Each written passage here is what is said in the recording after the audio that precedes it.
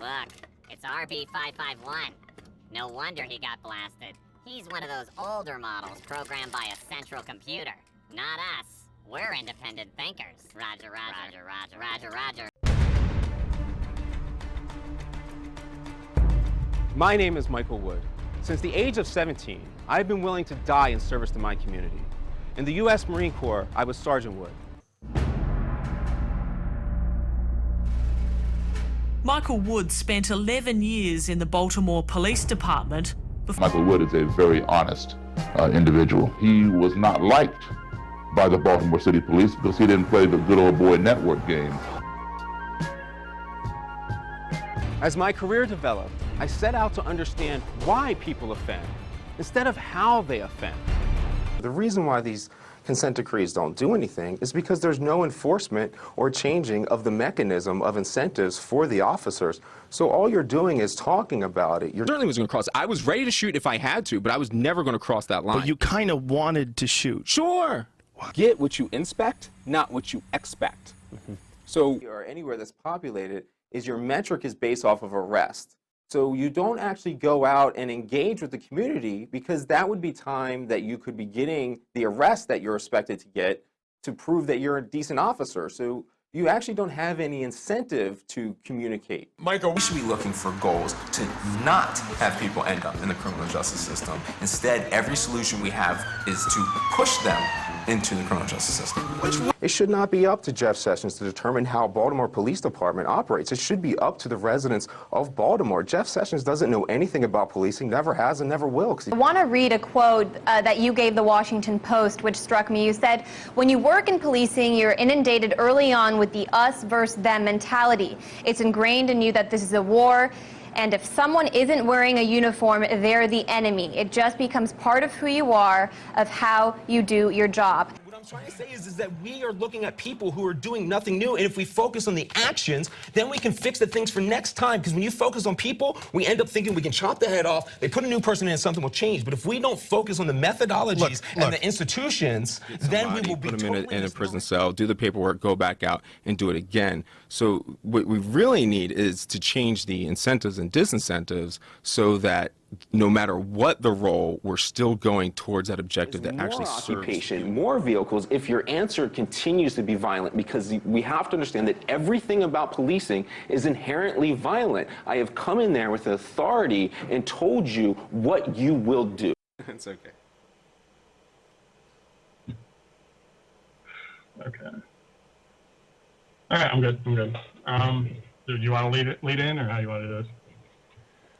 Well, I guess, I mean, I don't know how you really want to start anything. I'm not exactly sure of the topic. I know we are looking to follow up on some of the things I discussed with Rod Graham and his discussion. It's kind of started off with police stuff and talking about policing managerial issues, and then kind of went into one of the main issues with police reform is kind of perspective that people have, and where the racist elements come in and don't come in. And I'm very much on the Malcolm X side of things, that the most dangerous thing that really we have to the liberation of people and to equality is actually basically the modern day liberal who practices the soft bigotry of low expectations is the real racism that continues to persist. Having topics and discussions like these, I'm cool with having them. I'm kind of, honestly, I like to let anybody come in and discuss anything with me, and I'll answer any questions.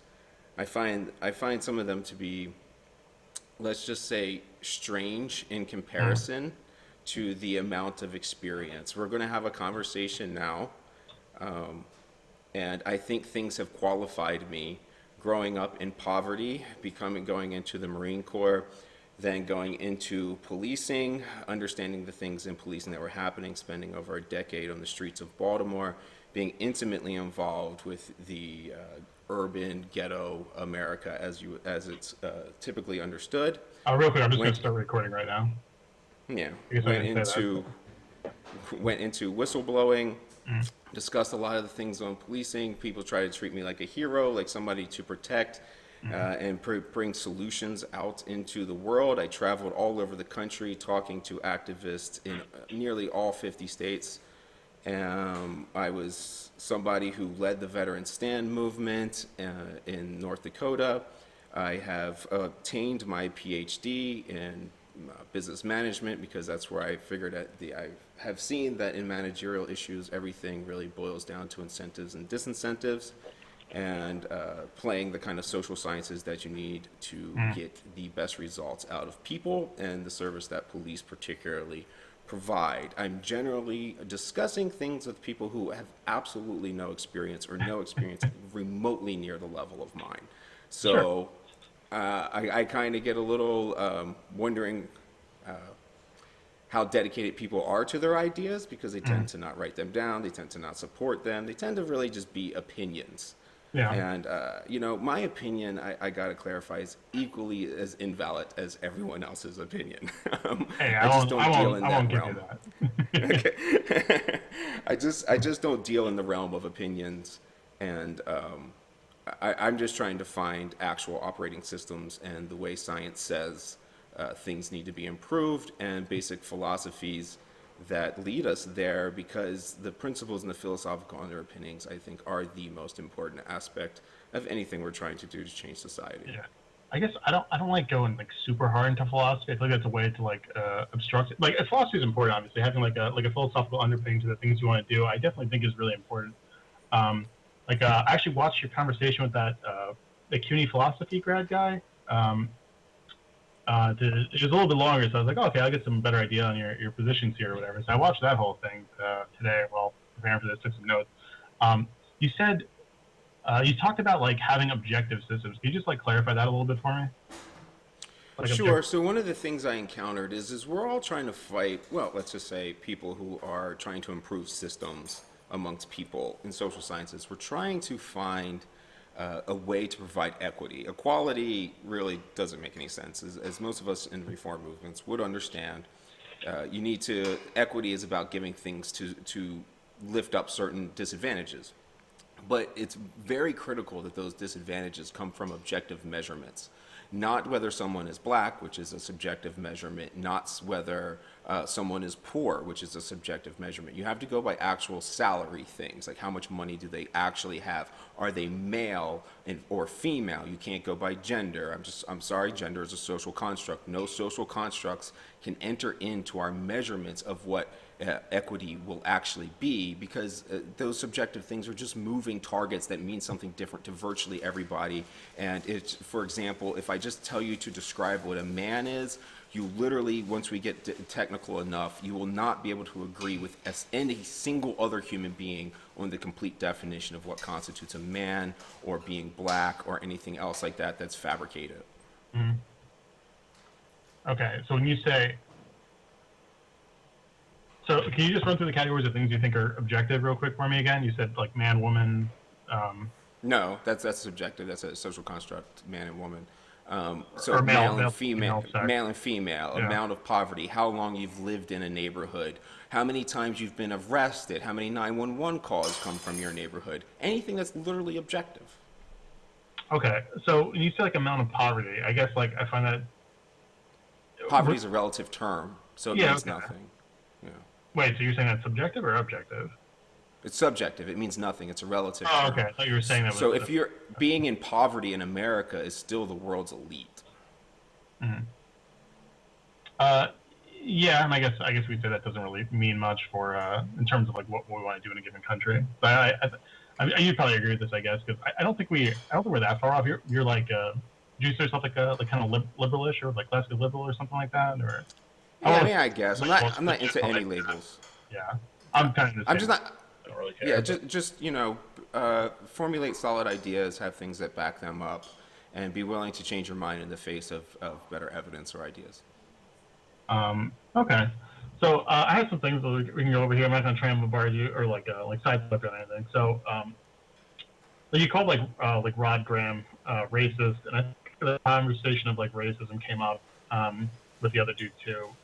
I guess I want to deconstruct, like, if we're going to call stuff like like affirmative action, like racist, in the sense where it's like using race to qualify something. I guess we want to say like, well, why do we think racism is bad? Or like, I guess, why do you think racism is bad? Like, I have my conception on why racism is bad. I just want to see if we're like misaligned there or something. Classifying anybody into a subjective measurement or an immutable characteristic and then treating them differently is inherently wrong. Why is it inherently wrong? Because we're all human beings. We all need to treat everybody the same. That's just my moral position. If you think we need to treat other people as lesser or more or better than us, then that's cool. I don't see how we could ever get on the same page. Well, it's more like, can categories like social constructs help us understand phenomenon? I just explained how they can't, because they can't even be defined. So go ahead and define black. Go ahead and define black. Yeah, if you're going to call people black, define what the term means. Sure, and then black is a socially defined construct of people who have a sufficiently dark pigment to get like just sort of classified by. I would say it's like sort of not a heuristic, I guess, but something that just give me a clear definition. Stop, please don't jump around and just define it. Like the clear definition is it's just a subjective categorization of people who have a darker pigment tone. Yeah, so are albino Africans not black? Yeah, I don't know. A little more complicated than that, I guess. No, you need to be able to define that. I mean, quickly just immediately destroying your definition by an easy example.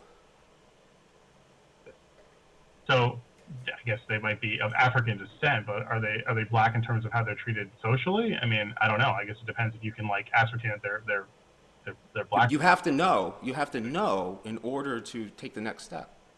Like, have you ever seen an albino black person? That sounds like a weird question, but I feel like they have identifiable characteristics besides that, don't they? No, I don't believe in classifying anyone as black. You do, so please explain it to me.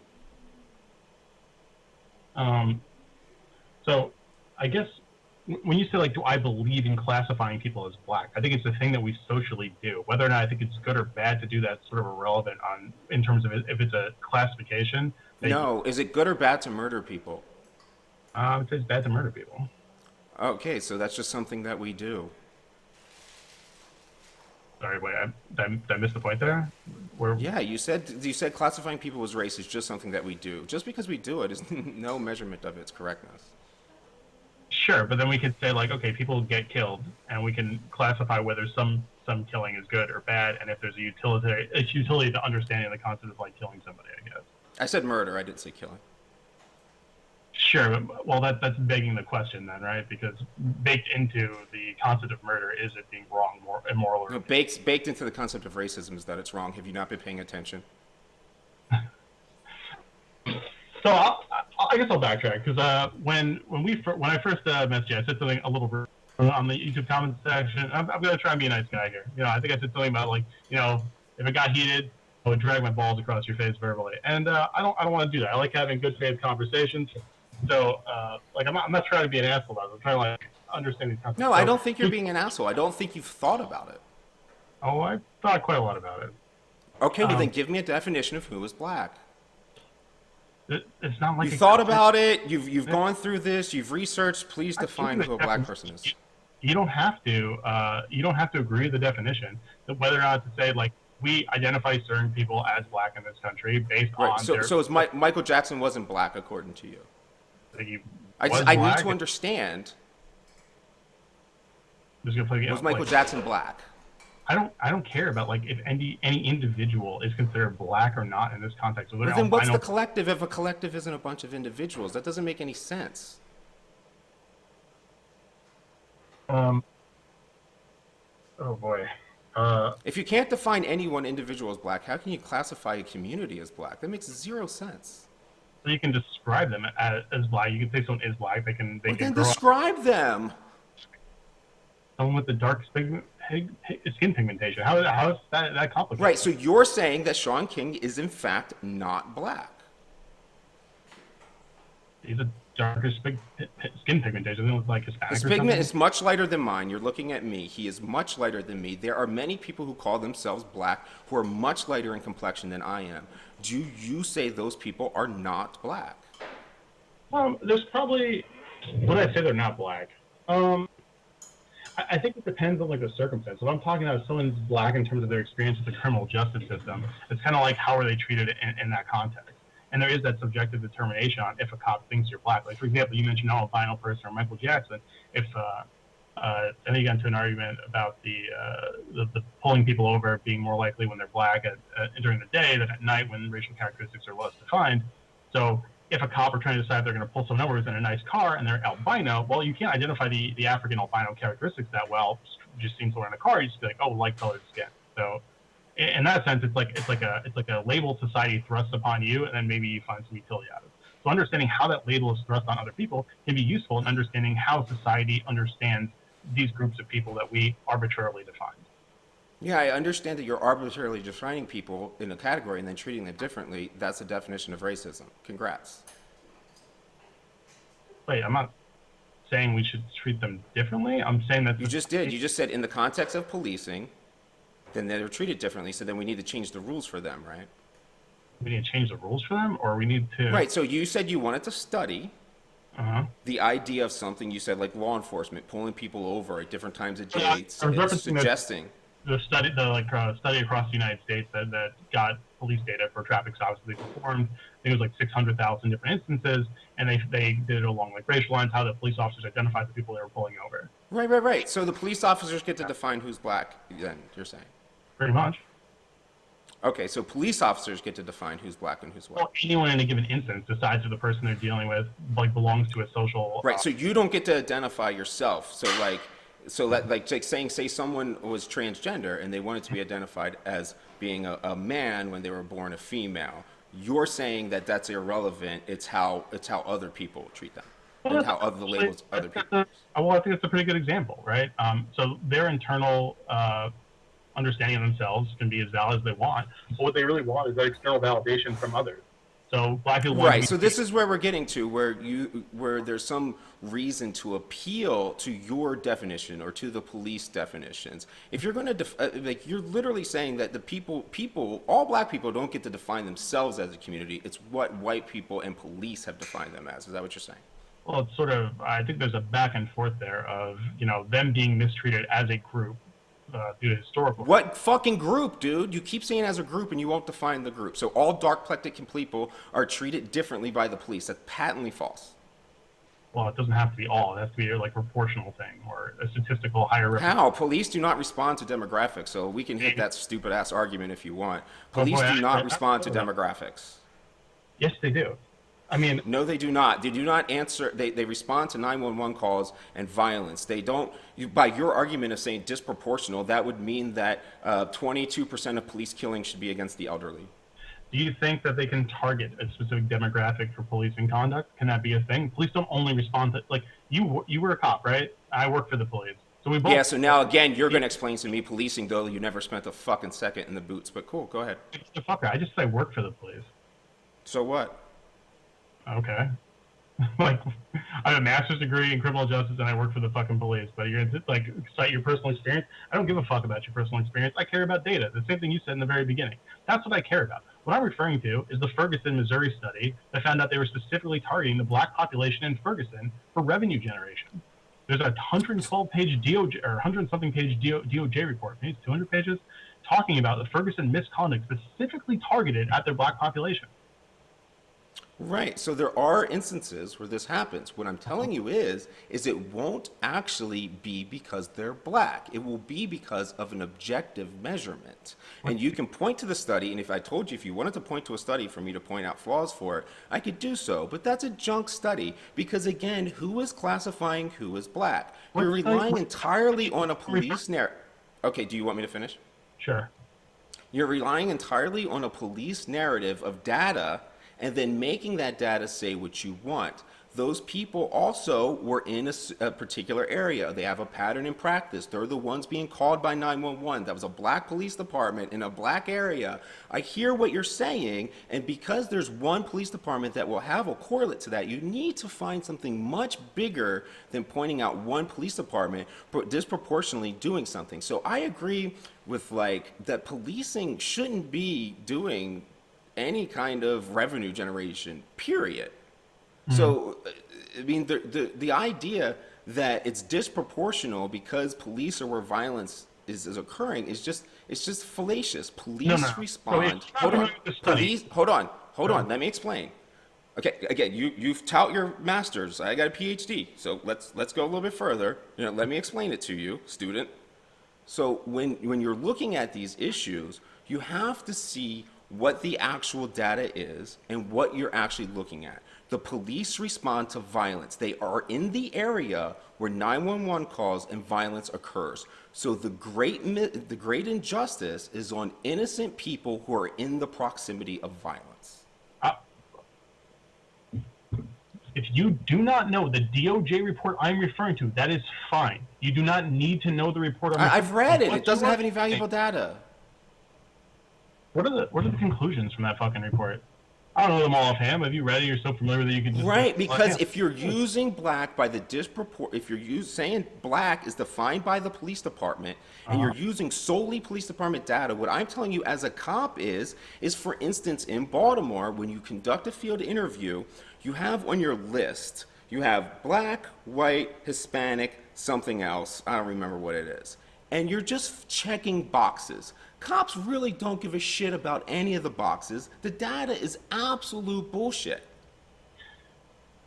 So saying there can be errors in the data, I can understand. Now saying that they're literally like it's almost like they're playing pin the tail of the donkey for which box they're checking. Is that really what you're proposing to me? That every single cop is literally randomly filling this out to where the point that this data is absolutely worthless. Is that what you're honestly trying to tell me right now? Yeah, it's almost worthless, because what happens is the officer fills out these things on like a piece of paper that's called an FI card, and then they give a receipt to the person that they stopped. They're supposed to do it. I'm telling you, personally, I did better paperwork than most other cops, and I fill these out maybe 10% of the time. And if I'm filling them out, generally I'm filling them out because I made a subsequent arrest. And that's how you backtrack and you make sure your case is all solid. You establish probable cause going backwards. So what happens is for one, if black people, as you define them, are committing more violence, and they're again caught up in the proximity near violence, then they're going to be in the area where cops are looking to enforce things. That's simply how it happens. It doesn't have anything to do with whether the person is actually black or not. It's in their proximity of violence. And if you can come in from the outside and say black is a correlate, yes, but black is an incredible correlate to violence, and police respond to violence. I mean, I don't know if you're just going to dismiss the entire DOJ study into like the things of Ferguson by saying, oh, it's only one city, but when they did in that city, like the data wasn't accurate, and like none of it was actually true. Like what do I even say to that? I just explained to you how you're taking data that is entirely from the police department. And so what happens also after the officers fill out the piece of paper is it goes into a bin somewhere else. And these things will be years behind and they're actually getting put into the computer systems. And then a bunch of cadets come in and they put the things into the computer system with another level of translation. And again, because it is disproportionate to the population, is no metric to whether the police are doing anything. It must be disproportional to the violence. Police do not respond to demographics. About violent crime right now. I'm talking about you saying... You are, because police are in the proximity of violence. I'm talking about in Ferguson, Missouri, a place that has I think it's like 30-40% black population. Their police department was 90-something% white. I think it was like 97% white. I think they had one black officer among like 60 or 80 sworn officers. And when the DOJ did an investigation into this, they found that they were targeting the black community, not for violent crime, no, they did not. They found it was disproportional. Listen, they found it was disproportional to the population. You can call that targeted if you want. You can pull it, let's pull it up right now. This is Ferguson DOJ. Go ahead. There's a top line summary. I wouldn't normally fucking waste my time doing this. Let's go ahead, bud. You know, maybe I read it years ago. It's top remembering it. How could you possibly prove targeting? I don't know, maybe read the report and you know their answer. But let's find out. Hold on. Leave me real quick. Such a child. You guys are all children. All right, dude. Hang on a second. Run this investigation.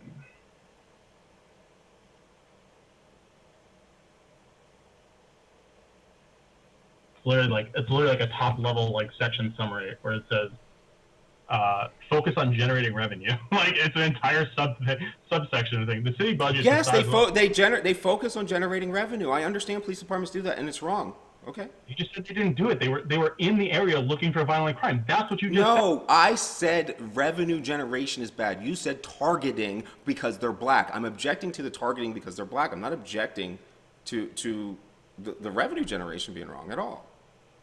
I mean, this is something I spoke out about thousands of times. Civil asset forfeiture, all that stuff is wrong. You're mixing topics. Well, I agree with you that these things are wrong. We're not going to disagree that I'm sure on the litany of criminal justice. But demonstrating that something is disproportional to a demographic does not correlate that it's targeted. I'm sorry. The author of the study and the DOJ can say whatever the fuck they want. It doesn't make them right. It doesn't make them the authority. And then how do we know things? Like I said in the beginning of this, I want to avoid like going down philosophical, but I feel like I need to go down some epistemological rabbit hole. How do we know what we know then? I can explain. I mean, this is the things I demonstrate, but this is why I write. This is why I demonstrate these things. This is why I've written all of these fucking questions already out in written form for everybody to read on Medium or any of my published books. Look at them. I explained this in minute detail. But what part do you understand? How do we know it's true? When it comes to policing, we have to correlate everything to the violence and murder because murder is the only thing that we have where we have any solid stats. Everything else, crime is a measurement of police activity, is not a measurement of citizen activity. Everything we have other than murder, we have to imply and infer. Like this is... I know you know this isn't true. We have multiple ways to measure crime levels. It's not just police-generated data. That's what we get through like UCR metrics. But like we have like the National Crime Victimization Survey, the NCVS or whatever. Like, which you can't take as accurate. You can only infer things from it because of some of the proportions that are going on. Self-reported data is absolute trash. I mean, all surveying is garbage. This is yeah. If self-reporting data is trash, yeah. Oh man. You can act exasperated all you want, but when people are giving you their opinions on something or they're telling you what they did. So, for example, do you believe the self-reported data that studies that come out that say hundreds of thousands of gun self-defenses occur every year? I've read those studies. I've read them contextualized, and they're not accurate. It's fucking nonsense, right? Yeah, it's nonsense. Because it's self-reported and it's people, when they self-report, they're telling you what you... That's not why that's problematic, though. Dude, I don't know what to tell you. It's not good data. Well, it's not a good usage of data because they use a very small sample size. The NCVS doesn't have a small sample size. No, there are huge crime victimization surveys that take place over the entire nation with huge databases. Anything self-reported is bad, just like an eyewitness is the absolute worst piece of evidence for court. Self-reporting data, when you're filling out like surveys or something, isn't necessarily bad. It's bad if the survey itself is bad. So the gun report survey, forgive me, I'm going to monologue here for a second, is for the self-defensive gun usage that a lot of like 2A nuts like trot out, is bad because it uses a small sample size and they ask very nebulous questions. Like, they'll be like, have you ever used a gun in self-defense? Or something like that. And what that means isn't qualified well. So like, oh, like I had a gun and like I told someone I had a gun and that counts as instance versus I pulled out my gun and I threatened someone versus I pulled out my gun and I shot someone, right? Those are all buckled into the same thing and they answer the questions in very vague ways. There's ways you can conduct surveys to get the data you want. I don't know if they were reinterpreting data or if they did that original thing themselves, but that was the problem with that study. Not that like self-report surveys are necessarily bad or surveys that are self-administered are bad. It's just that like that one in particular had methodological issues that might have been motivated to like think, okay, I understand, and I'm trying to tell you that whether you've been a victim or not is enough of a methodological error in thing. People seek to be victims. It's just what they do. It's not good data collection. It's not a good survey. You can, and that's fine. But we can. And I'm just telling you. I'm not even dismissing that what your point is to derive from them. I'm telling you that self-reported data, especially in the police world, is not good data. Would you trust the self-reported data from cops? I would trust it with a grain of salt. That grain of salt being, I think cops tend to like downplay certain things or insert certain things into their narratives in order to make them more justifiable. For example, when they're trying to justify a stop after the fact, like, oh, I observed like furtive movements, I could see a bulge in their pants after they found the gun. In reality, they just shook someone down on the side of the street, hoped they found something. When they found something, they took it and then like justified it after. There is stuff like that does happen, but the actual recordings of the stops probably are pretty close to like proximate in terms of the amount that are happening. For example, like New York stops. What? You think they're close? You think cops report what percentage of their actual stops? It probably depends on jurisdiction and how much they care about it. So what I'm specifically thinking of is in the NYPD, their stop and frisk stuff, where at the height of it, I think there was 700-something thousand stops a year. Dude, come on, just what percentage do you think cops? Oh no. You don't know. You just said you think it was close to 100%. So I'd say it's probably 90+% of those stops are probably. It's no chance it hits 10%. So okay, by this rationale, you're telling me there wasn't 700,000 stops in New York City. There were 7 million stops. Do you think there were 7 million? At minimal. At minimal. At minimal. Oh my! I'm trying to think of hold on. I'm trying to remember the numbers because they did like. You don't know how policing works. You're explaining to me instead of sitting down and listening. I can explain to you how this actually works, how jump out crews work, how stop and frisk actually operates. But you know already. Worked in Baltimore for 3-5 years. How long were you in Baltimore for? 11. 11. Oh, you're a pretty young-looking guy. Congratulations. Time has been good to you. Yeah, I made 400 arrests. How many did you make? I was in a major case narcotics squad. I was literally a jump out boy doing the stop and frisk. What have you done? I haven't done any of that because I'm not. Right. So instead of thinking why don't you learn? Because I'm not learning anything from you right now. You're not learning. I just explained to you how when we go in the city of Baltimore, it's just clown shit, dude. You know this. So you think policing is different in Baltimore than other places? You literally said that to me when I cited the Ferguson study. You told me I can't generalize Ferguson to other departments, which is a fair criticism because policing is decentralized in this country to city level and even multiple police departments occupying the same jurisdiction. No, there are certain things you can't. For instance, in Baltimore, we don't do civil asset forfeitures. We just don't do it. We don't get the kickback. So that's one nuanced element. But if you're talking about policing as a whole, I'm sorry, I can't hear you because every time I'm in the middle of a sentence, you're talking. So go ahead, let me hear you. Okay, so that's probably not even true. If you read Bradley Balco's book, it's actually quite interesting. Even when cities try and tamp down on asset forfeiture, the problem is cities that can't really do that because when you can outlaw them locally and at the state level, the municipalities still partner with federal asset forfeiture and then receive stuff in through DA partnerships. So what you're saying is again, you're explaining something to me that's children's knowledge. Okay. I understand the nuance of this, and I've been through the nuance because I've been the person doing it and supervising it. Why are you having a hard time with that? I'm not having a hard time. Do you want me to explain to you how any of these things in policing work? Policing is generally the same everywhere in the entire world. That's a bold claim. So Baltimore doesn't have civil asset forfeitures because we don't get a kickback as a police department. The incentive is not there, so we don't do it. And you just said that you're trying to stop police departments from doing it. I'm telling you, we don't do it. You're calling me a liar? Go look it up. Baltimore, yeah, sure. When the feds come in, huh? Remember the time I looked up the thing in the DOJ report and I was right? I'm a little be wrong here too. But what did you look up in the DOJ report that was right? Go ahead and tell me what you found. They were literally using their police department as revenue generation and targeting black communities. That's what it said. Okay, targeting black communities is the problem I'm objecting to. How are you objecting to that problem? Because I explained to you already. I think revenue generation is bad. I think targeting black communities is bad. And I'm not even talking. No, I didn't. Sure. I'm not saying that. What I clearly have said to you is that you cannot prove and document targeting the way that you're saying they're doing it. I'm asking you how they're proving that they targeted black people. Are they eliminating being in the proximity of violence? Are they eliminating the amount of violence in the area? Are they eliminating what the people asked the police officers to do? One thing that the vast majority of people from your standpoint and argument forget is that the 911 calls are coming from the community, and the vast majority of the community want the policing to do what they're doing. It's the extreme minority that's objecting.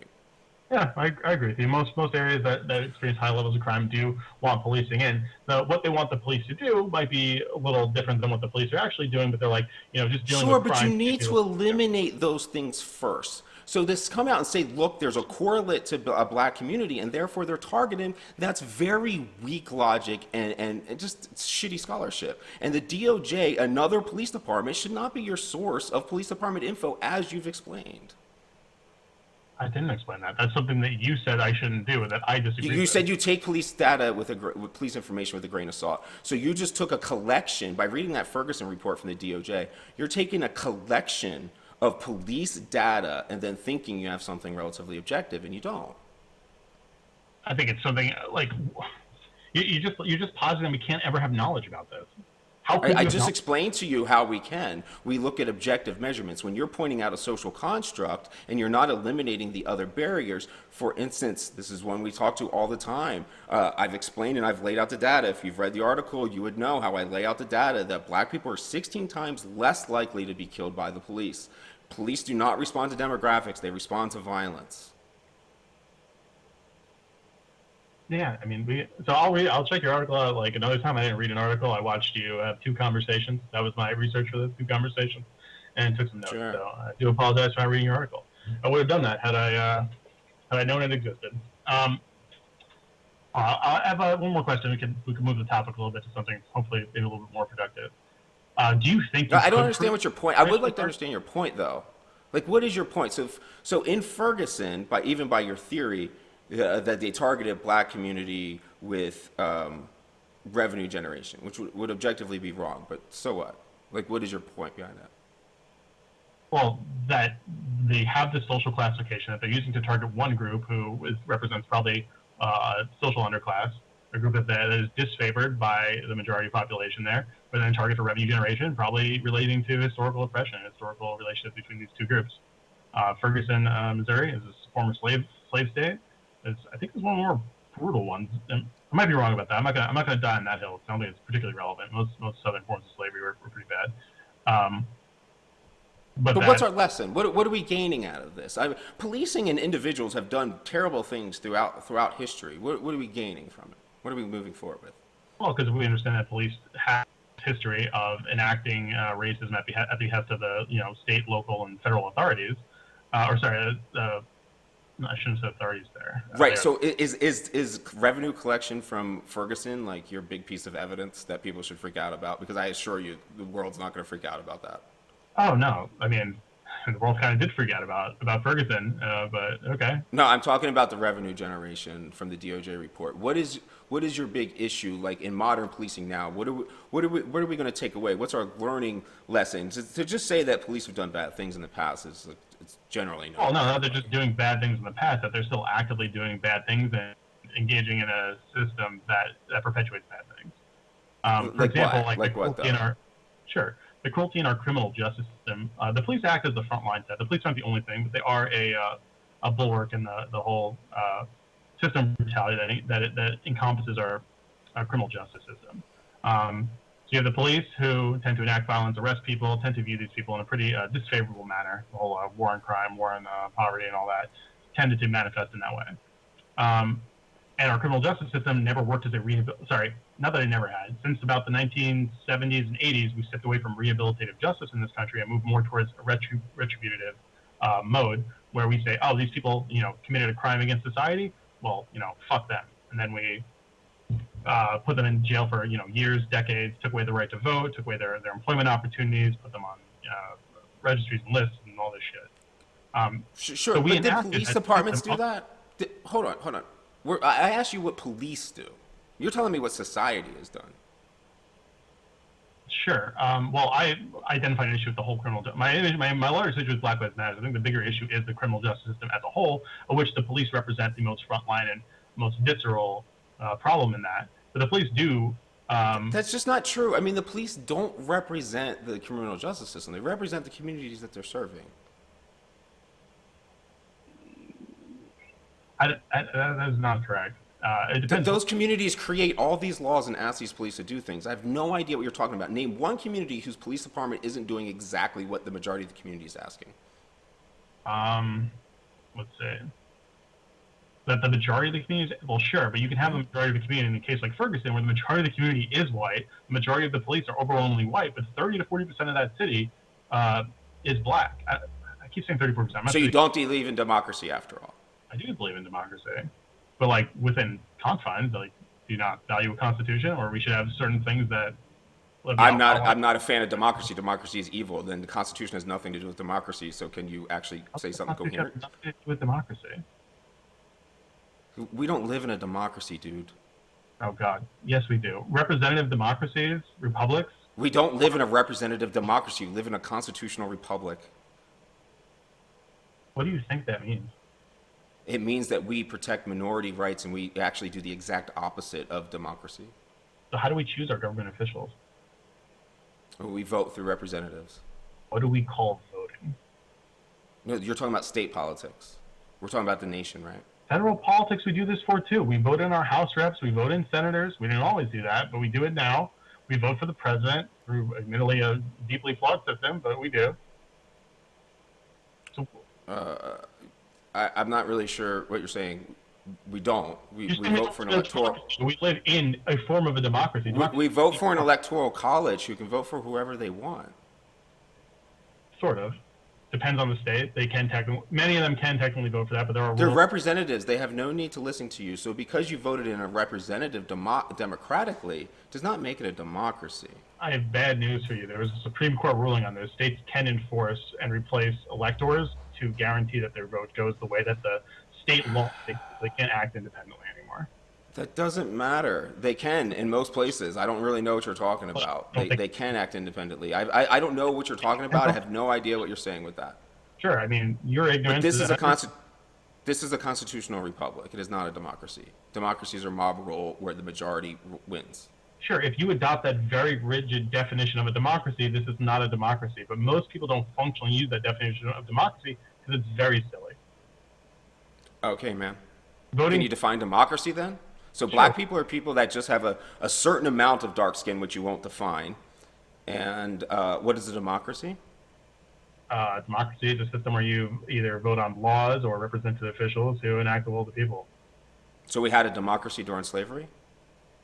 Well, you have some form of democracy, but not a very encompassing one, like enfranchisement. To what extent that the vote is enfranchised is something worth considering, and how much something is a democracy, right? I'm sorry, man. Can you just move on to the next question? The idea that we're arguing that this isn't a constitutional republic is just beyond beneath me. Can we move on? A constitutional republic is a form of democracy. Well, you're right. This is an exceedingly stupid one.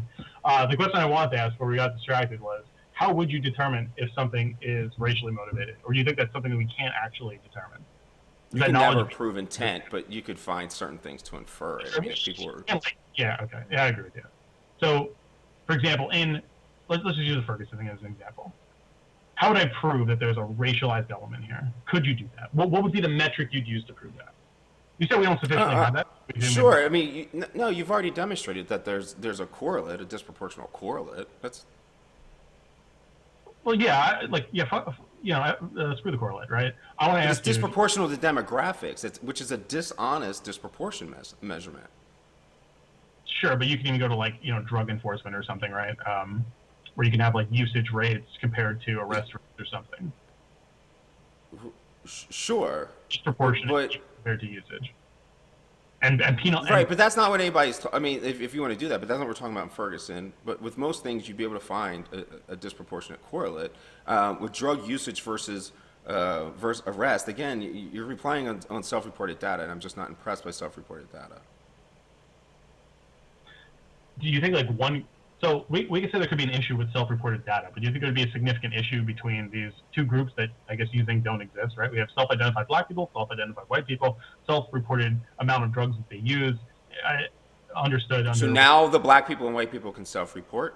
Yeah, on a survey, that's what you do. You self-report. Right, so when you're comparing them to who the police enforce, so on one side you have the police determining who the race is, and on the other side of the data you have the subject determining what their race is, and now you're comparing them and you don't see why I object.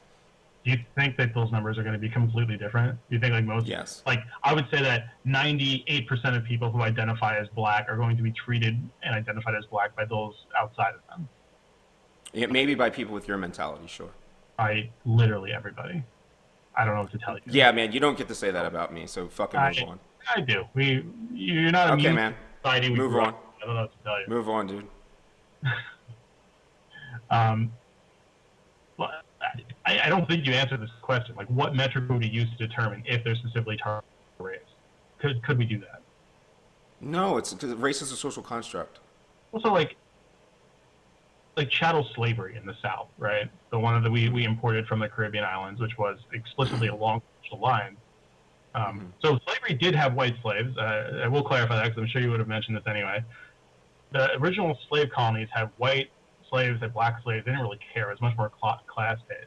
But the Southern slavery, the cotton plantations, was imported from the Caribbean and was much more rigidly along racial lines, not so much class lines. But obviously, they're both slave-based societies. My question would be, how did they know these people were black? I don't know what you're trying to say. I mean, what do you haven't determined black, so you said they determined it because their skin was sufficiently dark to some ubiquitous measurement. Sure. Yeah, and listen, people are stupid. Don't get me wrong. Everyone's stupid.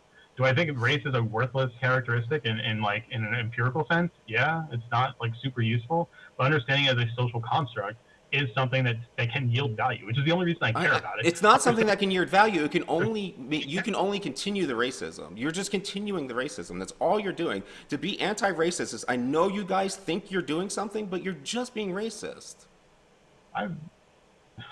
Define racist then. Define a racist action. Define a racist action or define racism? Yeah. What is a racist action? So I think there's different Dude, types of... these definitions, if you're on a topic and you want to confront me about it, you need to fucking be ready with some definitions or something. You need to know a basic idea of what we're talking about. I have a pretty basic idea of what we're talking about here. So if I say, what is a racist action? An action taken against another person on the basis of their perceived race. Perceived by the aggressor? I would say a negative action taken towards someone. But negative is extremely subjective. You get that, right? Sure. So your definition of negative is not someone else's definition of negative. So who's defining negative for the greater societal understanding? Well, I think we would just have to have like some sort of consensus agreement on what is a negative action. You know, me beating the shit out of someone or lynching them based on this perceived characteristic is a pretty bad thing. But those are crimes. Yeah, but if you there's nothing to do with anything. If you're targeting someone based on those characteristics, that is a racist action. I didn't say it has to be a crime or not a crime. And how? So you're saying if someone has the intent that they're doing something because they have categorized them into it. So could Sean King be a victim of a hate crime because someone classified him as black and beat him up? Yeah, sure. If they perceived him as black. Do you think a court and a jury would take seriously that Sean King was beat up because he was black? A dude that's 52 shades lighter than me. I mean, it depends on like the interviews and shit. Like you just told me they did it because he's black. If the person acted assuming Sean King was black. No, I'm asking you if you think that's possible. I'm asking you if you think that's possible. Yeah, I do think that's possible. Why wouldn't that be possible? Okay, so philosophically and in all my evidence, if you want to read my book, Crimes and Punishments in the 21st Century, I go through all of this, but there is no free will. And there simply is no, and violence is a biological malfunction.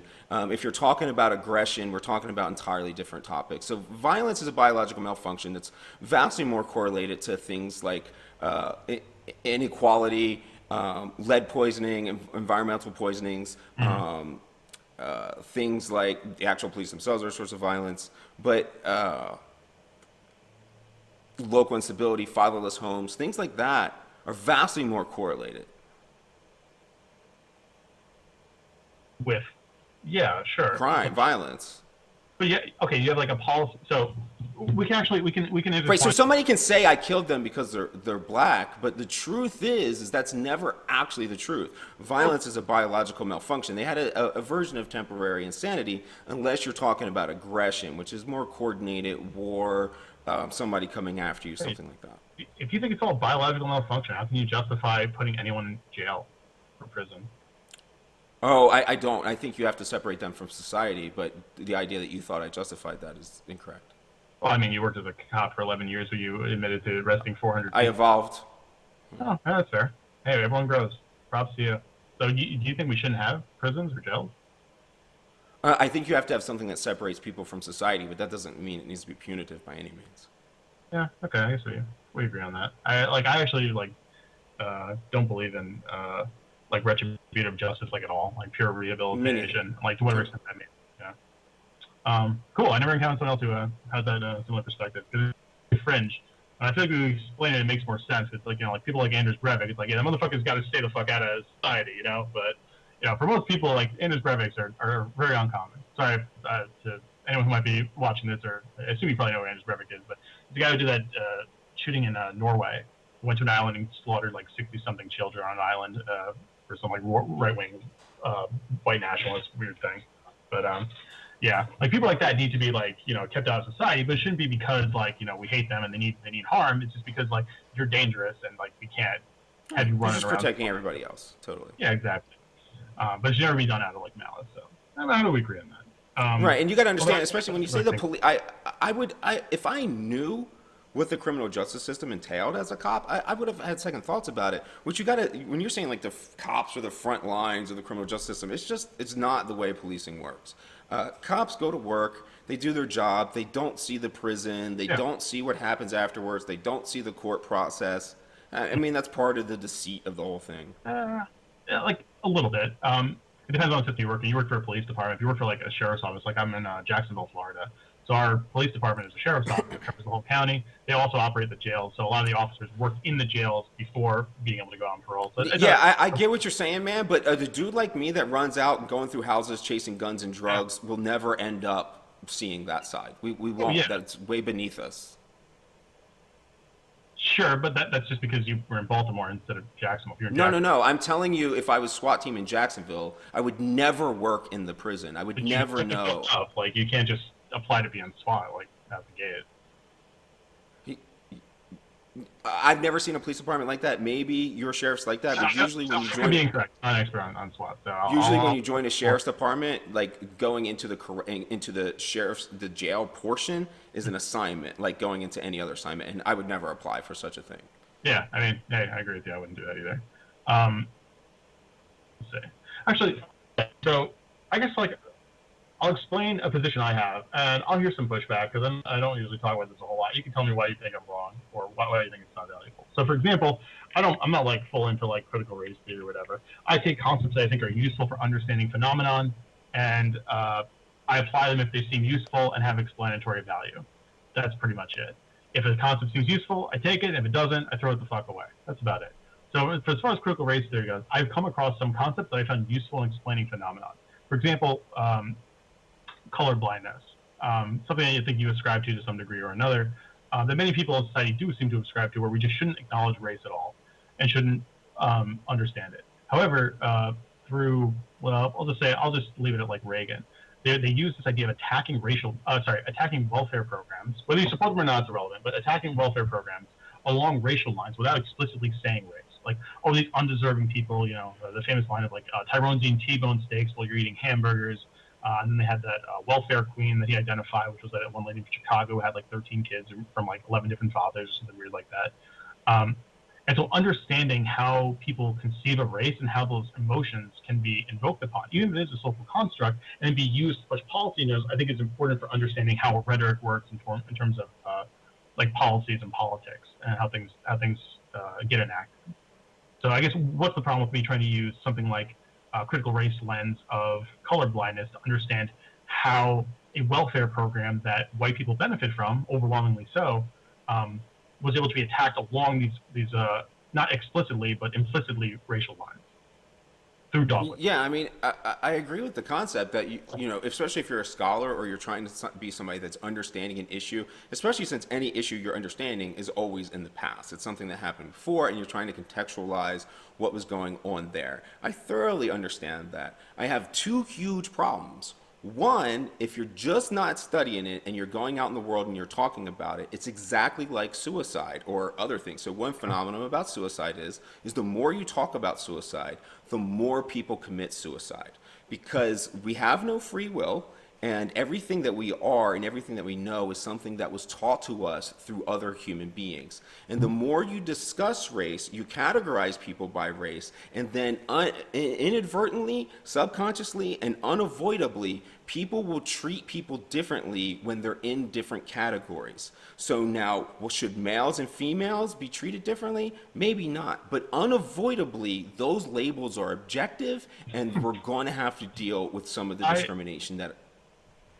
That's actually a really great point. I completely agree with that. I think, funny enough, I actually didn't think you.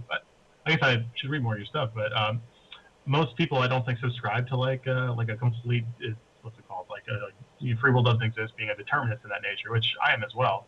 And that people are just learn the things that they're taught throughout society, which I completely agree. But just mentioning race isn't teaching people negative things about race.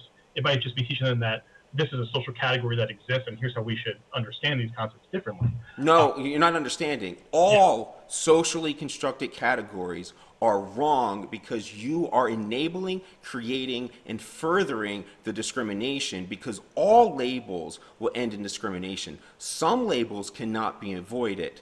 Gender and fucking race can be completely avoided because they're not real.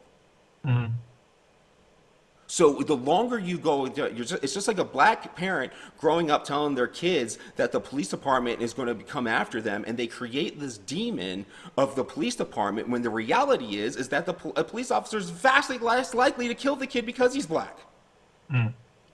So I understand that we need to look at these things, and when scholars like me are out there and we're doing the data and we're trying to explain why things are happening, sure, you have to say it, but if you'll notice in all my writings I say, look, if you're going to live by the social construct of black and race and everything else, then this is what's happening, but I do not subscribe to this, and this worldview is absolutely wrong. The worldview itself is racist.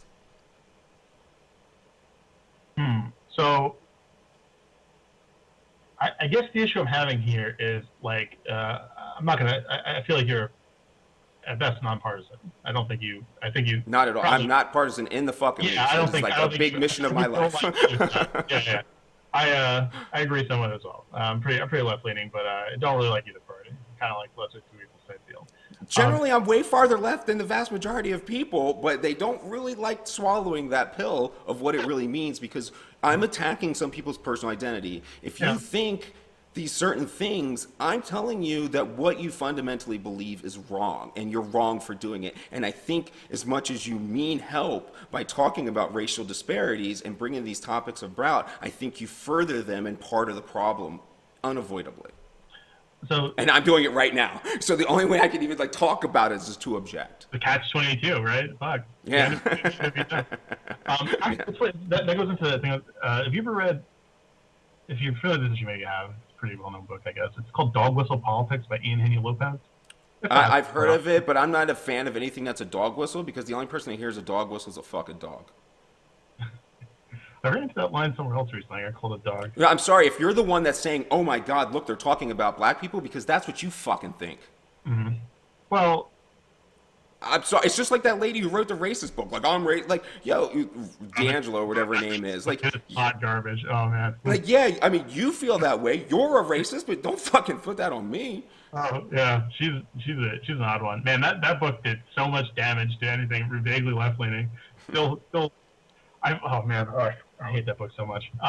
It is profoundly. She makes some interesting things in the beginning. It's okay, I kind of get what you're saying there, and then in the last half of that book, she's just completely unbearable, just ridiculous things. I'm very just systems focused, and she's just well, the only way you can fix racism is if you individually acknowledge you are a racist, and then you just try and fix that in yourself. That's what you do. You're just trying to sell your fucking self-help class. You don't totally.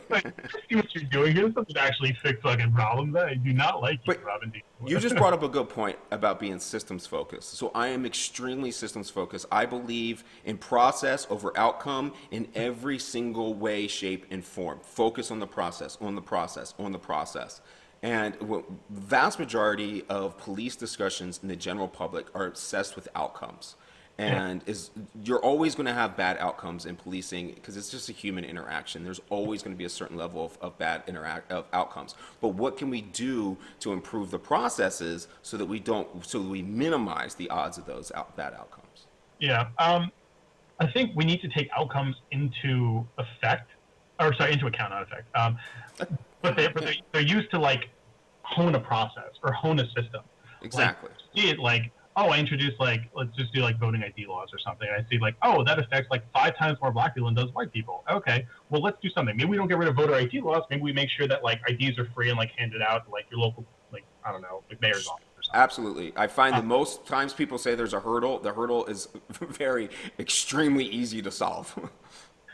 Yeah, my issue when I argue about that is that like, well, the hurdle's the reason the law exists, right? They're using it for a specific reason. Because it has this disproportionate effect to gain a political edge, but we don't need to go down that topic. It's unrelated, or not unrelated, but tangentially related. So I guess like my problem is I don't know how to like solve this problem. So let's go back to the dog whistle. I know you say you don't like it, but we're gonna have to talk about it for a couple minutes here.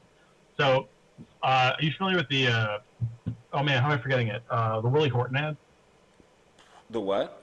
It's a pretty famous example of dog whistling. The Willie Horton ad was ran in the 1988 campaign for George H.W. Bush.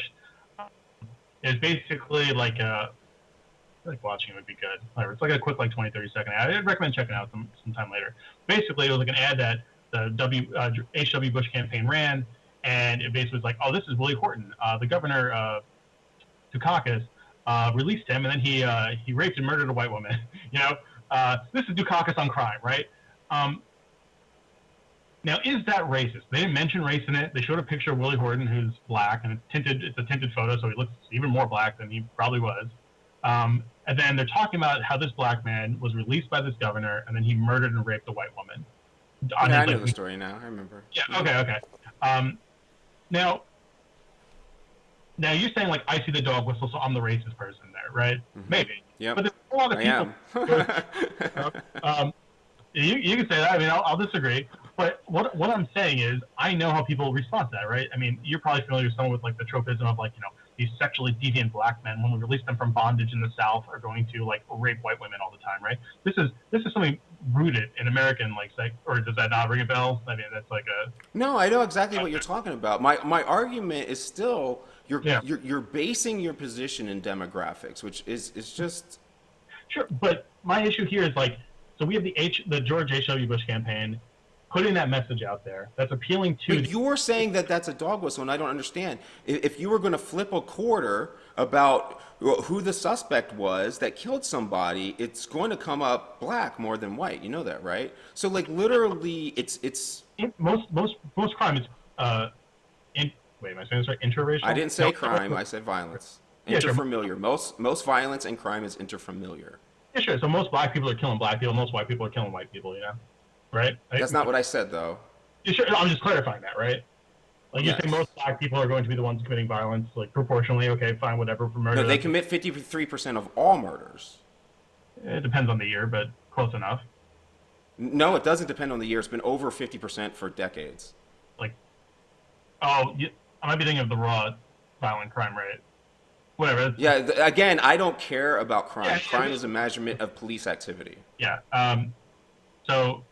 Well, my point there. Crime is how many times a police officer wrote a report. Murders, we have solid numbers on. 53% of murders are committed by black people. So if you're going to say, hey, look, they used a black guy to show a murder, it's literally most likely the case. Well, but they're talking specifically about a black man who murdered and raped a white woman. I mean, I get it. So now so if they would have used a black victim, you would be okay with that?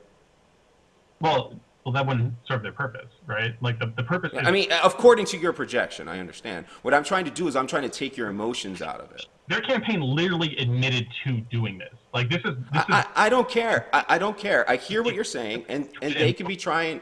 Right, but they can be doing something because they are doing the same thing that you're doing. They think other people will respond this way. And people they think that. But they do. I understand. I get what you're saying.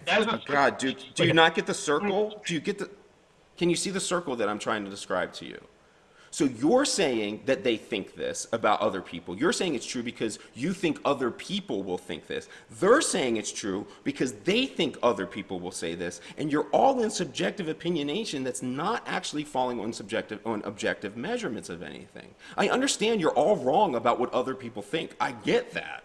I'm wrong about what other people think? I mean, you guys are throwing out opinions, and we're wrong. Wait, what opinion am I throwing out?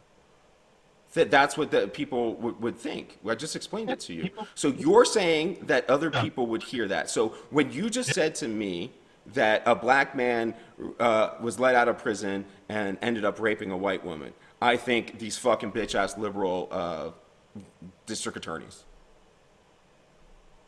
Yeah. Right, so I'm not hearing what you're hearing. This is your worldview. Yeah. Well, this is not my worldview. This is me and. But you're projecting it onto others. That's my problem. This is me talking about a historical event, a strategy. No, you just said that you hear the dog whistle, and even if you don't feel that way, you know other people feel that way. Yeah. You said that. Study things you see.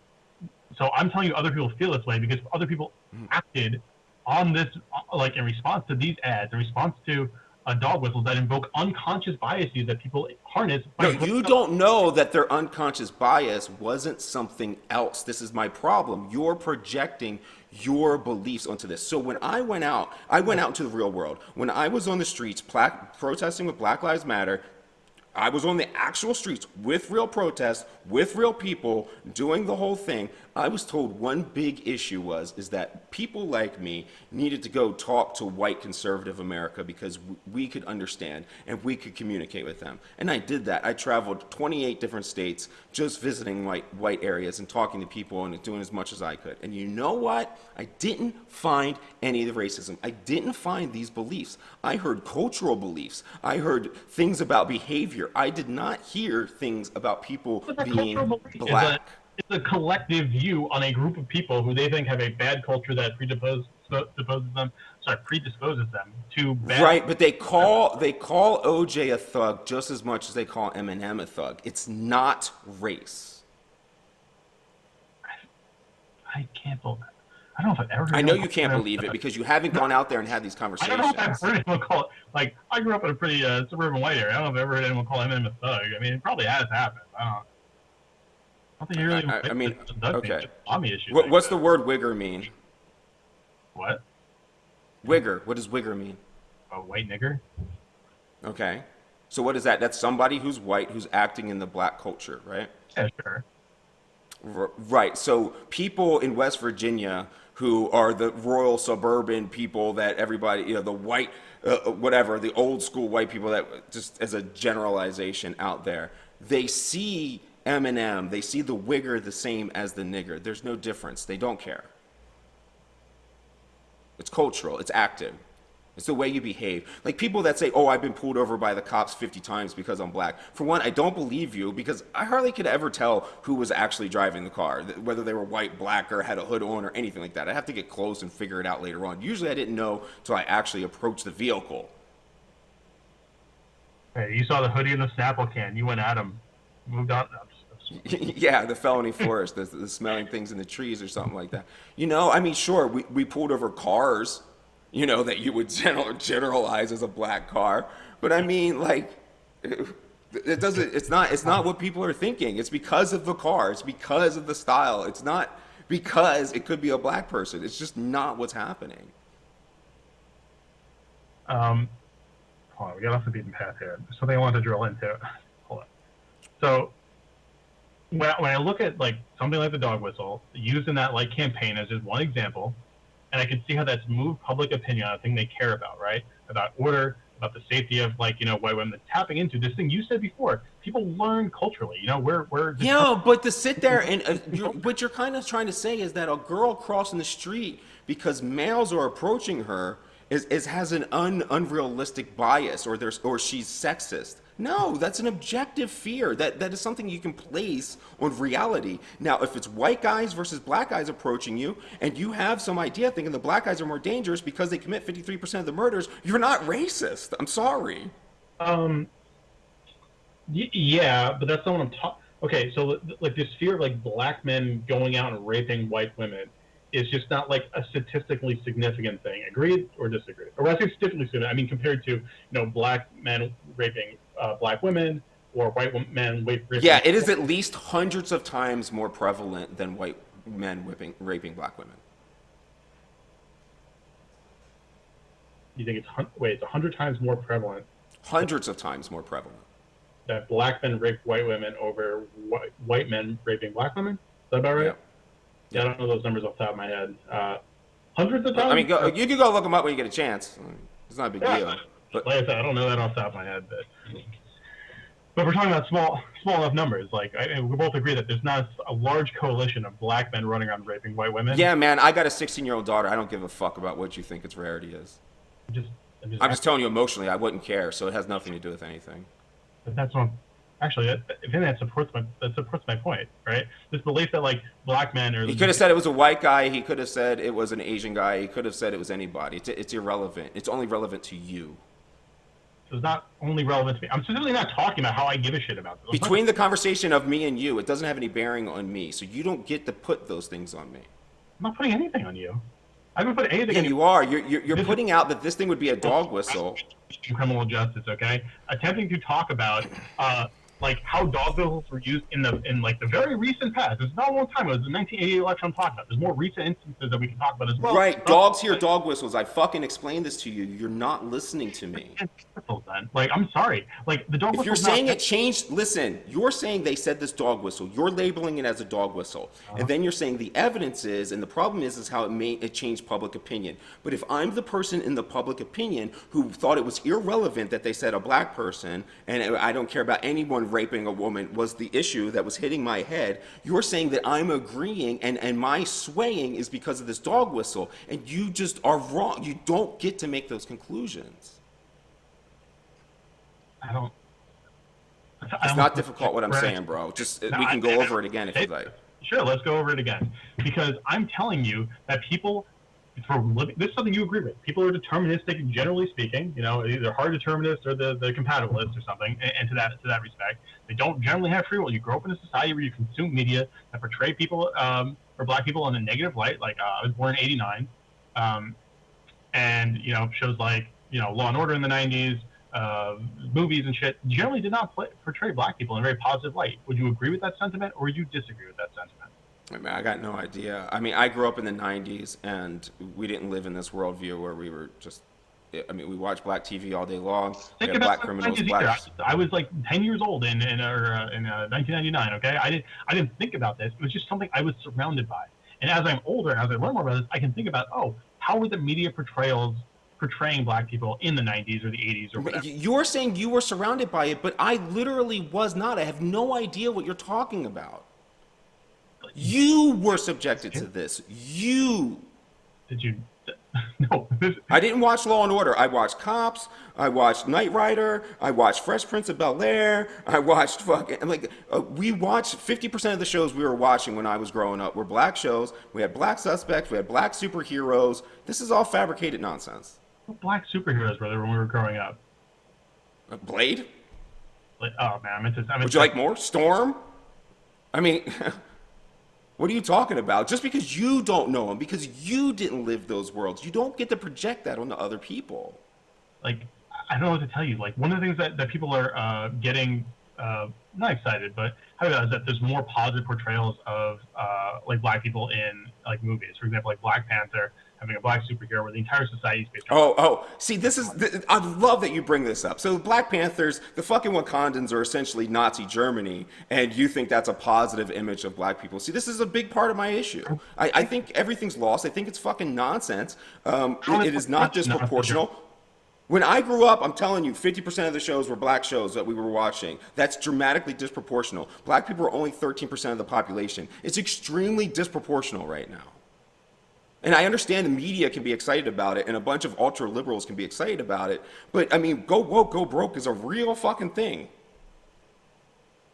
What does go woke, go broke? I don't even know what that means. I mean, it's when a company starts doing these kind of things, when when Disney tries to make Rey fucking this superhuman female, when you the Marvel character, like all of these things, when you are making a black Spider-Man who acts exactly like Peter Parker, these are condescending nonsense. You're talking about movies that made hundreds of millions of dollars. Like, how are you saying they go broke? Disney made. I'm talking about like the NFL. One of those. Like the NFL. Are they doing fine?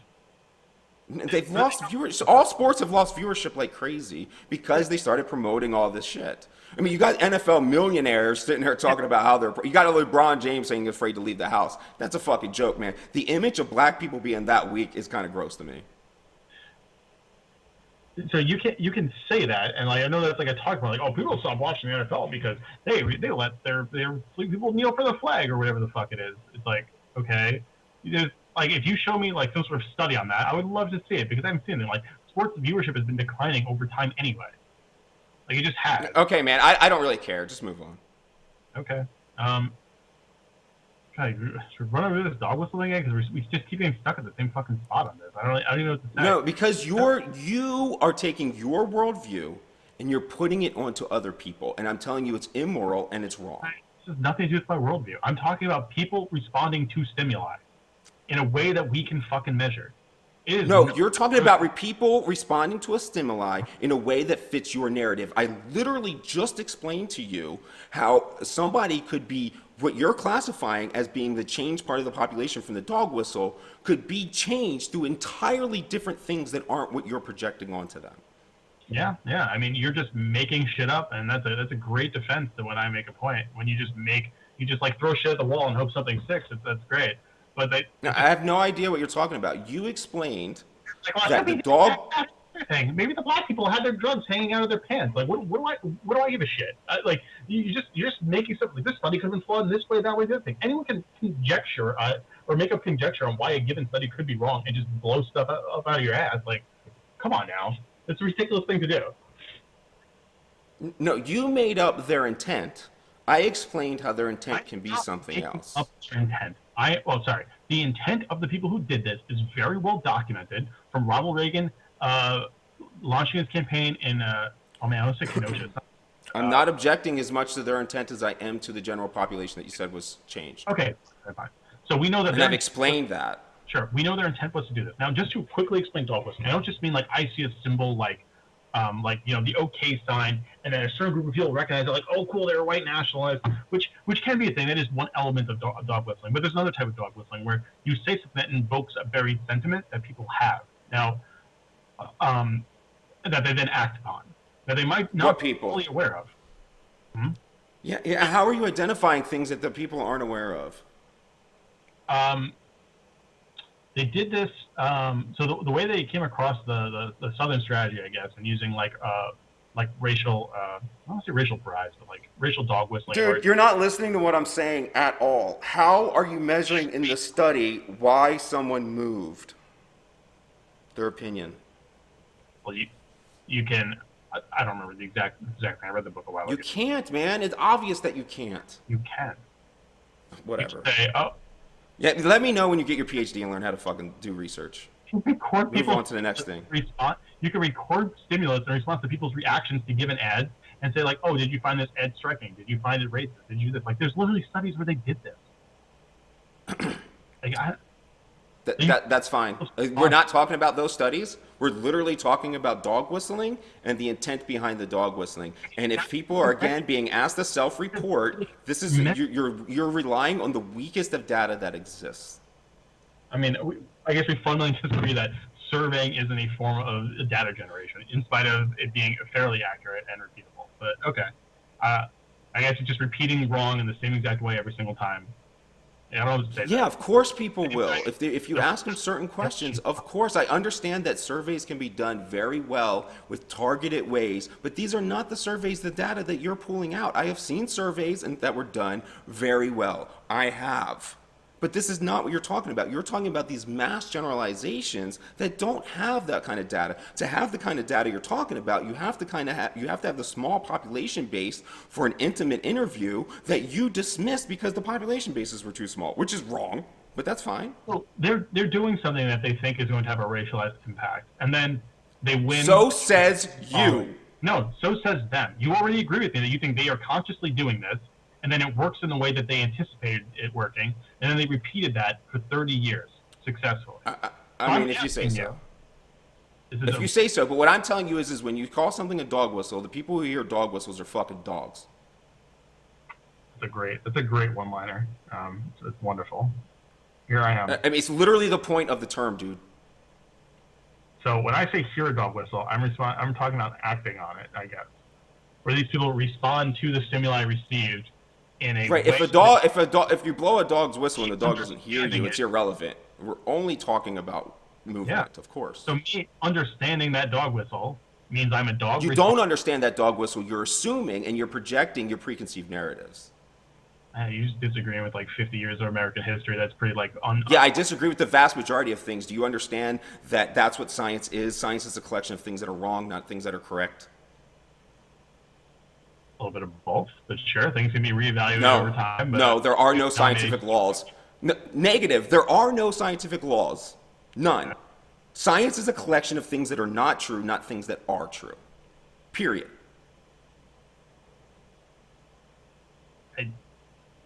And you make these claims about things that are true. That's unscientific and arrogant and patently false. And my version of what I see as arrogant ass liberal white people doing the same shit Malcolm said they would. Yep, that's what I see. Am I the arrogant white person doing whatever? Of course. For what? Of course you are. How dare you assume I'm white? I am an Italian, okay? We are not culturally white, all right? I'm with you, but this is what I hear. It's just owned by white nationalists. I have nowhere to go. No one will take me. This is what I hear. This is what I hear. And you're not saying anything different. I don't know. I guess we're getting to a point where this conversation is no longer... let me see right, so what do you want to do? You want to treat black people differently? You think they're pathetic? You think they can't help themselves? I never said that. So what do you want to do? I'm asking you. What would I want to do? What policy I support? So I like colorblind approaches in terms of policies we enact. For example, I want to help people who are poor. And I know as a result of that, I will end up helping more black people than I do white people on a... It's not true. What? No, it's not true. Like in a representative level, not like in a raw number. So we're going back to the... So you're going to help a disproportionate amount of white people versus black people. So you're very interested in helping black people disproportionately. I just want to help. Wait, hold on. I want to help everyone who's impoverished. I don't care what fucking color you are. Thank you. Now that's a statement I can fucking work with. I do. But in order to do this, I have to understand how racial narratives are used to undermine that goal. That's why I talk about. Why? How? Give me one example of why you would need to know that. Because the major gutting of the social safety net happened underneath Reagan, who justified... No. Give me an example of modern day policy development of why you would need to know that. A modern day policy development, why I would need... Yeah, you're trying to make a policy in 2021 or change something in current times, right? Well, actually, I think you... Let me consult my notes for a second. I think you even made this point somewhere. Fuck it, I don't care. I'll just ask you the question. Or I'll just make the statement. You can tell me. So, for example, saying like I don't like giving people my money for whatever. Oh, actually, yeah, you made this point like a Scandinavian person who comes to the country and then they have to give them like they were discriminated against because Italian, Scandinavian people Scandinavian? No, I didn't mean Scandinavian. I meant Slavic. That's right. No, I was saying Slovenian. Yeah, that's what I meant. I just swapped the words. Came here. Why should they be paying for like racial mishaps of the past or something like that when they were both treated like shit? To an extent, I agree, because I don't really care about that. I just want people to do better. To an extent? What extent don't you agree with that? Well, I guess I just do agree with that. Okay, thanks. I don't know. I didn't. I just talk. I just use words, and nothing means anything. It's just how I feel. I don't. My goal is never to like punish someone for just like, oh, you're white. It's sort of like, okay, I want to help people who are poor, who are worse off, and like due to historical reasons, we have black people who are more worse off than white people in this country. I think. That's a claim, man. That's a claim that I just can't subscribe to. I'm sorry. There's just country, right? So like you're saying because of historical reasons, and you're dismissing what happened with Jews, what happened with the Japanese here. You're dismissing what happens with Native Americans. I just don't buy it, man. these are complex interactions that we can explain, but like I didn't feel like, you know, No, we can explain the excuses. I understand that, but other people have faced just as amount of odds or worse odds. It's not because of the in 2021 a black person doesn't not succeed because of something that happened in 1967. I do a question Olympics here. I just kind of want to analyze relationships and how things have happened. Like the whole Jews integrating into the United States is sort of weird. Like even that they were like banned from country clubs for being Jewish for a long period of time. And even that, like now there's still like the WASPy ones, or they don't really like. But now they run Hollywood in the banking system, right? Yeah, probably. I mean, probably disproportionately, if nothing else. Right? There's like what 1%. Definitely disproportionately. I think so. But do you think a brief period of slavery was worse than being in the Holocaust? I think it's so we didn't Holocaust the Jews in America, so being removed from that, the actions taken are a little bit different, right? So after like World War II. There's specific comparisons we could do here. Do you think there's a reason? Let's just make. I understand what you're trying to say there, so I'm not trying to interrupt you there. I get your point there, but what I'm trying to say is, do you think there's a significant reason that Jews have had wild success and blacks haven't? You think that's racial? Well, sort of. Like so, for example, like redlining, which was in effect until Jews were redlined too. Don't give me that shit. Were they? Hey, I could be wrong. I'm an expert on redlining. Yep, so, that's why they live in enclaves now.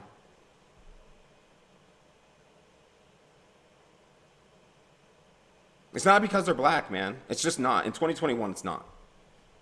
No kid born in 2010 has his life affected by shit that happened in the 60s. If anything, they're getting into college easier and getting advantages from it. Well, I mean, you have those cascading effects that can last decades. I mean, the 60s was not that long ago. I mean, yeah, it was in the form of evolution of this country.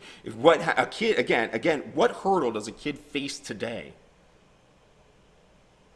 Well, you have generational poverty or generational wealth that wasn't able to be accumulated throughout a massive period of economic. No, you're saying it wasn't been able to be accumulated under these conditions, but it's just false. This is a fucking repeated narrative all the time. Go watch Thomas Sowell, watch Larry Elder, or somebody that speaks up about these kind of issues. The data is clear. You had millionaires in Tulsa. I brought this up last time. It has nothing to do with being black. What happened to those millionaires in Tulsa? Yeah, I understand, but that doesn't have to do with why they went down. They were still there. It'll be fun. Okay. Yeah, they had a riot. They had a race riot there, but that didn't destroy that neighborhood. It didn't. That's a false narrative. Well, wait, it's a false narrative. They burned down Black Wall Street.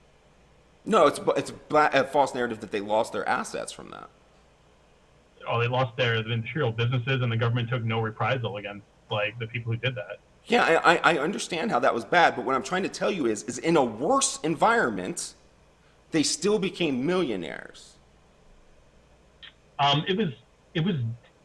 It's hard because it was like different. Like it's a different environment. I don't want to like. It's hard because you can't do like a one-to-one comparison. Like now here in Jim Crow. So you now. think it's easy? So you think in this world where a black man in this country right now can easily become president and know the country doesn't give a shit about whether he's black or white? You think that this is a worse time than pre-Jim Crow? No, but I think that's fucking preposterous to say, right? Yeah. So if you could succeed then, you can succeed now. It has nothing to do with your race. Wait, no, I want to qualify this better, right? Say like, would having a felony conviction impact you more now or 100 years ago or 60 years ago or whatever? And the answer is now, right? There's like digital tracking. You can't just move to another fucking city and then start a job and no one knows who the fuck you are. You're just some guy who just showed up, last September, and now you start your business or you're working forever doing whatever, You can. I mean, that's a claim, bro. That is a claim that it's completely without evidence. That felony convictions now make it harder for you to get and maintain jobs or lose. You said it's harder now. You're saying it's harder in a world where people can sit on their computer and do anything. If you could code, so to say, you could have a job. There are tons of things you can do that don't have anything to do with it. A felony conviction will hurt your ability to get any of these jobs. It will hurt you, but the idea that it's worse now than in the past is just a claim you're making that is unevidenced. terms of how a felony would impact you now compared to the past is dramatically different. That is the very specific claim I made. A felony conviction will affect your employment. Don't okay me, man. How? Or because the penalties we've associated with criminal activity in the past 50 years or so, from the 70s until today, are much different than they were historically. It's sort of like, hey, you did your time, go back to work, like whatever. The punishments were different in terms of scope, different in terms of length, different in terms of continuing punishment. You do not have a felony conviction that follows you around. This is a very modern thing that we created. You have to be aware of this. That's not what I'm saying. What I'm saying is how, with the other contextual situations of the world, the internet evolved, cars evolved, all these other things evolved. Made a very, very specific claim. Okay, let's like the car thing, right? Maybe you want to work for Uber and be like a contractor. But you need a car within the last 10 years. You can't just do that with an old junk that you bought for $500. So like, even that would be restricted in some way because you're ability to get a loan or maybe even work for Uber. Uber, which didn't exist back then, is a great example of something you could do. It's a bad example because your ability to get a car and work for Uber would be restricted by all these other... I mean, if you think so, I mean, if you're a bitch ass, I've seen plenty of people that had felonies and be able to achieve plenty more. I get that people have weak ass characters and can't do things. I understand that. You have to be aware of it. You're looking at the people who succeeded and just being, see, look, it's possible. It's like, I know it's possible. No, you have to see that there's a bigger picture. 0% of black people with felony convictions. 0%. Yeah, man. I just don't know as many things to be true as you do. So go ahead and move on the rest of it. You're right. It was harder back then, even though you had way less job opportunity. Unemployment rates were much higher. You didn't have the same purchasing power to the dollar. There wasn't a deep underground drug market where you can make plenty of money. Go ahead, and I'll consent that you're absolutely right about this thing that is just totally unproven. Jeff, that the penalties associated with a felony conviction, you said are all things that, so we were talking about pre-Jim Crow to now, are those conditions better or worse for people? And I said they are better, but they are like some things are worse and some things are better. And the specific thing I talked about there was just felony conviction and your prospects for employment after a felony conviction. Like in 1960s, if someone was going to hire you because you were black, they weren't going to hire you because you were black, okay? The felony conviction didn't really matter. Now, a felony conviction is something that all employers look at. Maybe they're not looking at it along racial lines, but like a felony conviction will track with you from New York to fucking California. It doesn't matter where you end up in there, unless you have some weird mom and pop who just doesn't give a shit. But that restricts like your opportunities there in a way that didn't exist 60 years ago. Was my only point, a very specific point that is hardly disagreeable. Yeah, it's totally disagreeable because of the outcome. If you're saying that this would have a greater impact, I understand that the bat may be being swung harder, but if you can take a harder blow, then the end result is what we're talking about. And what I'm telling you is I don't have the confidence to think I know as much as you do. That's good. I mean, good luck making positive prescriptions on how to change the world in a good way with your. So have you not looked at my civilian-led policing model and seen how I totally laid out how to completely make positive change in the world? Where the fuck were you during all the protesting that I was at? Were you at Standing Rock? I didn't see your bitch ass there. Were you there? I was there. No, I wasn't there. I know you weren't there. If I was, imagine I was. You would feel really stupid right there if I really was there. No, you weren't. I know I wasn't there. I'm joking. So. About an hour ago, I told you... You're saying about making change. I've done actual things. Like, go look at them. Okay. So good luck making a change. I've already made more positive change. Good. And I'm very... Like, you and I agree on, like, probably 90% of shit. Okay? And what we're doing here is... Then why can't you just have a conversation? Why do you have to be so right? Well, so what I was talking about here, in terms of, like, the dog whistling thing, right, is my desire to understand the mechanics of how things function so that we can understand the world better and adopt policies that keep the realities of the country or time that we live in into account when crafting policy or having a campaign or creating political messaging or coming up with a slogan that's inclusive instead of exclusive.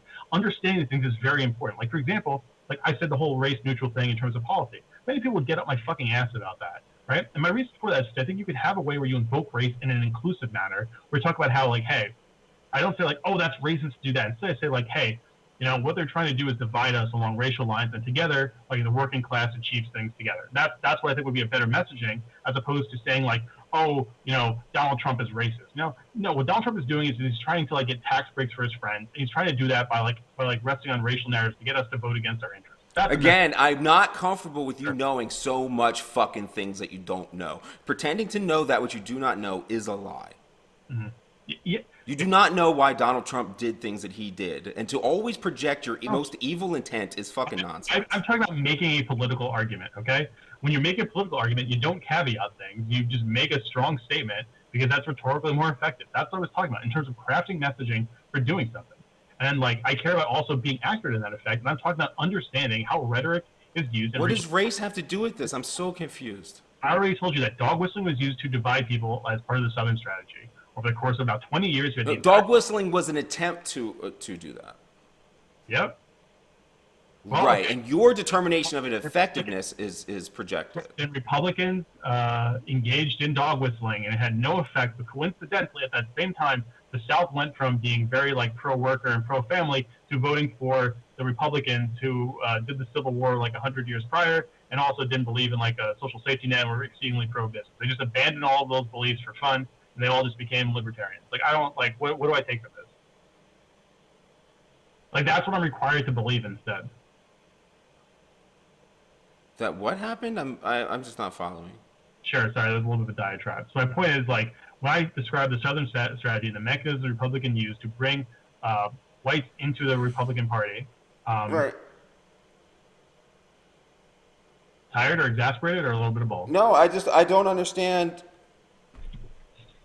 I mean, I've heard the Southern strategy things before, and I've also heard people that totally disagree with your narrative and present as much evidence, more evidence that narrative of the Southern strategy is not true, that the Southern strategy just... I have also seen Carol Swain and the other one talk about it, and they were wholly unconvincing and also idiots. Sure, all that's fine. I don't know who those people are. But what I'm trying to tell you is that thinking you know other people's intent is always a fallacious idea. Hitler thought he was doing good, very much so. Yeah, I agree with you. And so his intent wasn't to eliminate Jews. His intent was to do the best thing he could for his German people. By eliminating Jews. I mean, that might have been part of the process, but most of our history, from what I understand of that, isn't true either. This is why I'm very hesitant about the things we know. So I'm very confident about the things that are in objective measurements that are absolutely true, and then I try to cast doubt on all these ideas that people have of preconceived narratives and things they think they are true that they're really just projecting from their own limited experiences.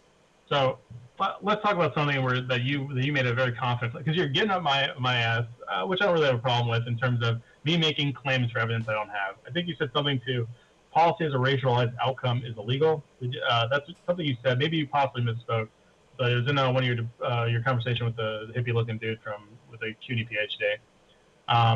Where you said, if you legally challenge a policy with a racialized outcome, it would be illegal. Is something you said. Yeah, it is. Yeah. You are incorrect. You are just factually incorrect about that. The Supreme Court not only has not struck that down, but has ruled in the exact opposite. You can look at McCleskey versus Kemp, which is a legal ruling about the death penalty being applied disproportionately along racial lines.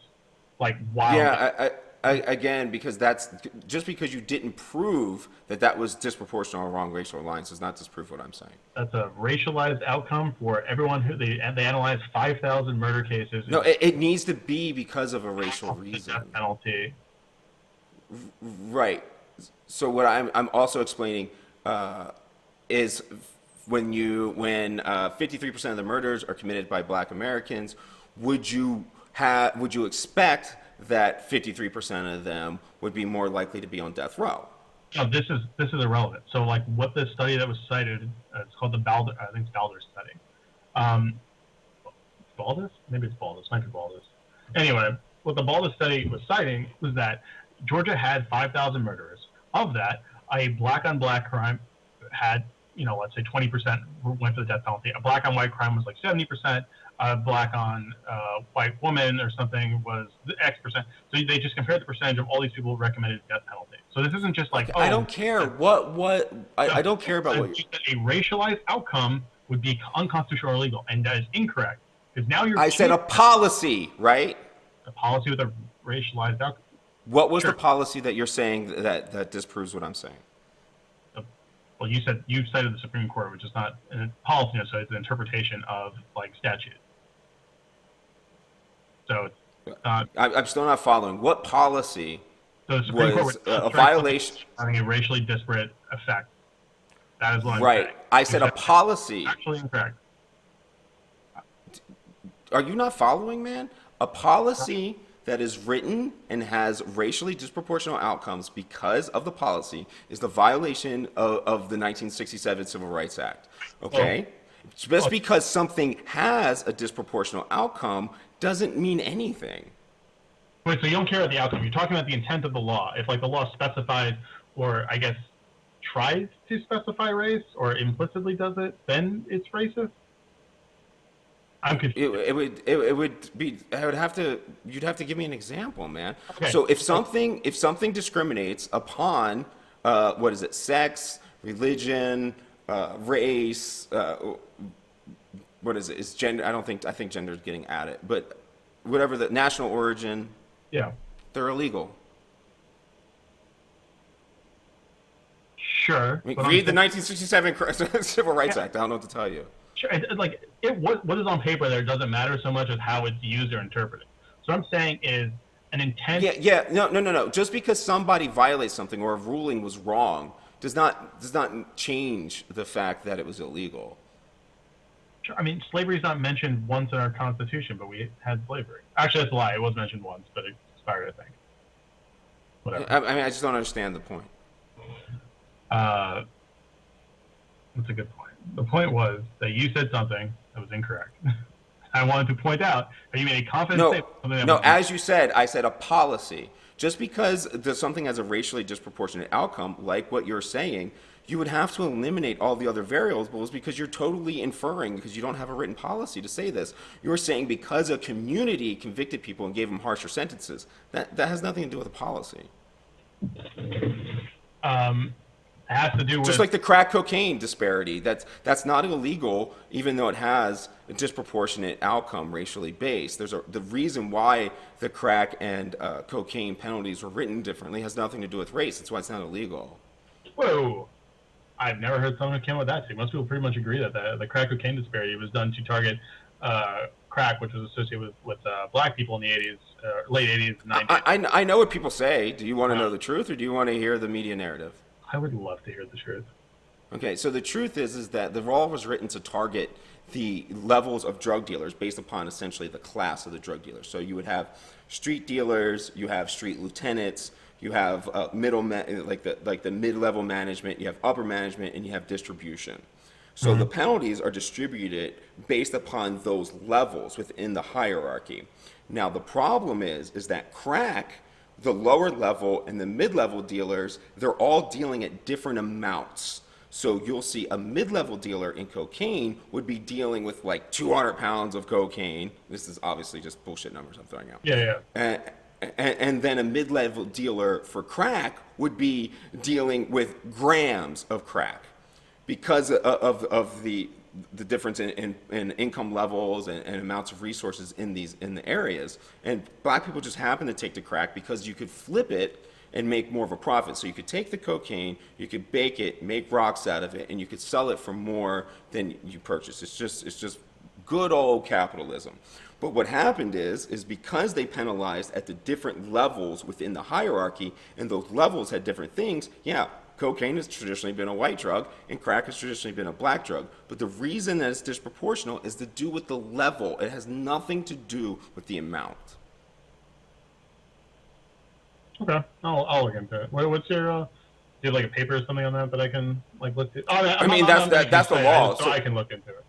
Yeah, you could just pull up the law. I mean, I didn't know this at all. I thought the same thing you thought until I met and ran into the actual person that wrote the fucking policy for the government and explained it to me and showed it to me. I was like, fucking A. Huh. The thing is that media, one thing that a lot of educated and extremely smart people have known throughout the history, as far as I know back, is that everything the media is telling you is a fucking lie. And unfortunately, everything that we find in peer-reviewed literature these days is pretty much a fucking lie too. Oh man, that's a scary world to be in then. And how do we know anything? I agree, but people are aware of this. I mean, peer-reviewed industry is absolute trash. I have not seen a well-written. I subscribe to criminology, and I'm not renewing it because for all these years I've been getting and looking at it, I've seen nothing good. Nothing. It's all just political narrative nonsense. I won't say what you're saying is necessarily incorrect.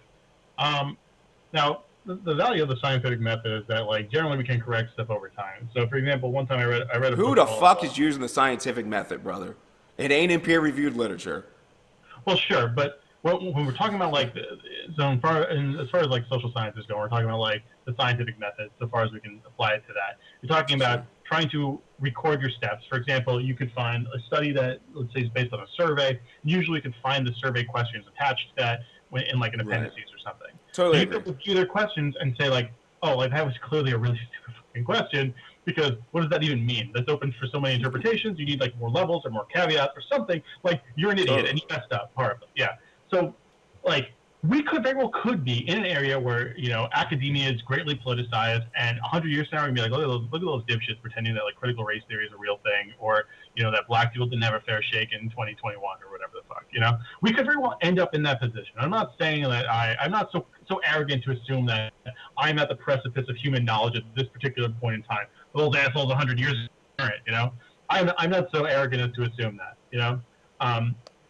The reason why I have some degree of faith is because it's the best thing we have for generating information, in part because the studious like note-taking, the ability to replicate studies or observe flaws in those studies, even 100 years later, is something we'll be able to look back on and like learn from our mistakes.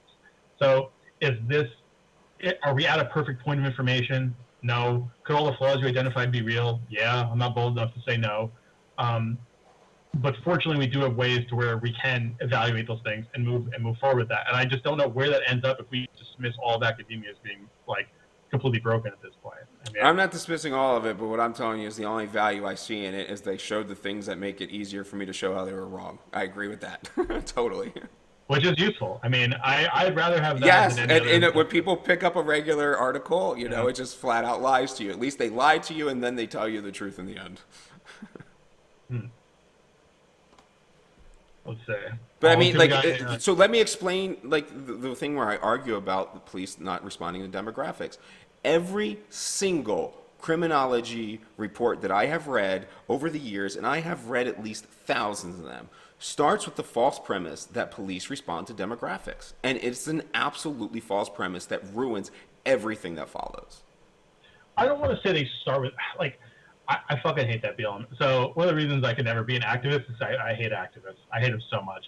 It involves you like removing nuance from the world to an extent. And like I agree with that. Okay, it's very hard to just be animated and motivated about something that is like fundamentally gray, right? Nothing's really black and white in this world. Nothing's all good. Nothing's all bad, right? Hitler built the Autobahn, right? Actually, that's totally not true, but whatever. You get what I'm saying. Like there's probably a little bit good in everything. You know, maybe he was a talented artist. I don't really know. I never looked at his art. The point I'm getting at here, apart from the Hitler apologia that I have apparently opted to sidebar into, is that I don't like activist spaces because it tends to be like, oh, the police are all evil, all cops are bastards, the whole system is broken, and it's like, okay, like it is broken, but nothing's all that bad. But it's hard to get people really animated and having a nuanced perspective on stuff. You can have people like that, but it's hard to build a broad-based movement on a nuanced issue because it's one reason we'll expect most people to have a nuanced view on something. So like, I don't remember where exactly I springboarded off from this. I think you were saying something about like people shitting all over the police on them, like targeting on demographics. I don't think I would say like 95% of cops, 98% of cops don't go out there like, I'm gonna go bag me some N-words today. You know, I don't think that's what they go out there trying to do. Do you think there's 2%? Come on. I don't know the exact percentage. I'm just throwing out a number. There's fucking none, bro. There's like statistically insignificant for sure. Okay, that are actively saying that, sure. That are like, even thinking it, man. I just don't know. I mean, granted, I was in Baltimore, but the idea of somebody being like that in policing is just extremely foreign. I think it depends where you are, and I think like it's never. I would say it's going to rarely. Maybe, but people aren't people going to use Baltimore as like the example? I wouldn't use Baltimore as the example. It's like a northern city at this point. Yeah, but I mean, all of our disproportion, our long history of crime, our tons of killing people. Yeah, like I mean, you're more than I. Maybe I'm wrong to say we can't use Baltimore for that. I would say like if you look at particularly like rural cities in like Georgia and stuff, or even like police departments in Georgia, or like actually the LAPD has like had white nationalist gangs in like what was like the 80s or something.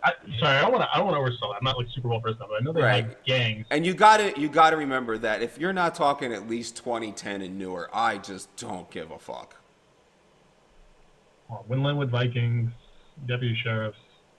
You know what I'm saying? It's just you gotta point to things. In most of my conversations that revolve around race in the past and all this stuff, it's just all these conversations are shit that was 30, 40, 50, hundreds of years ago. I'm talking about 2021.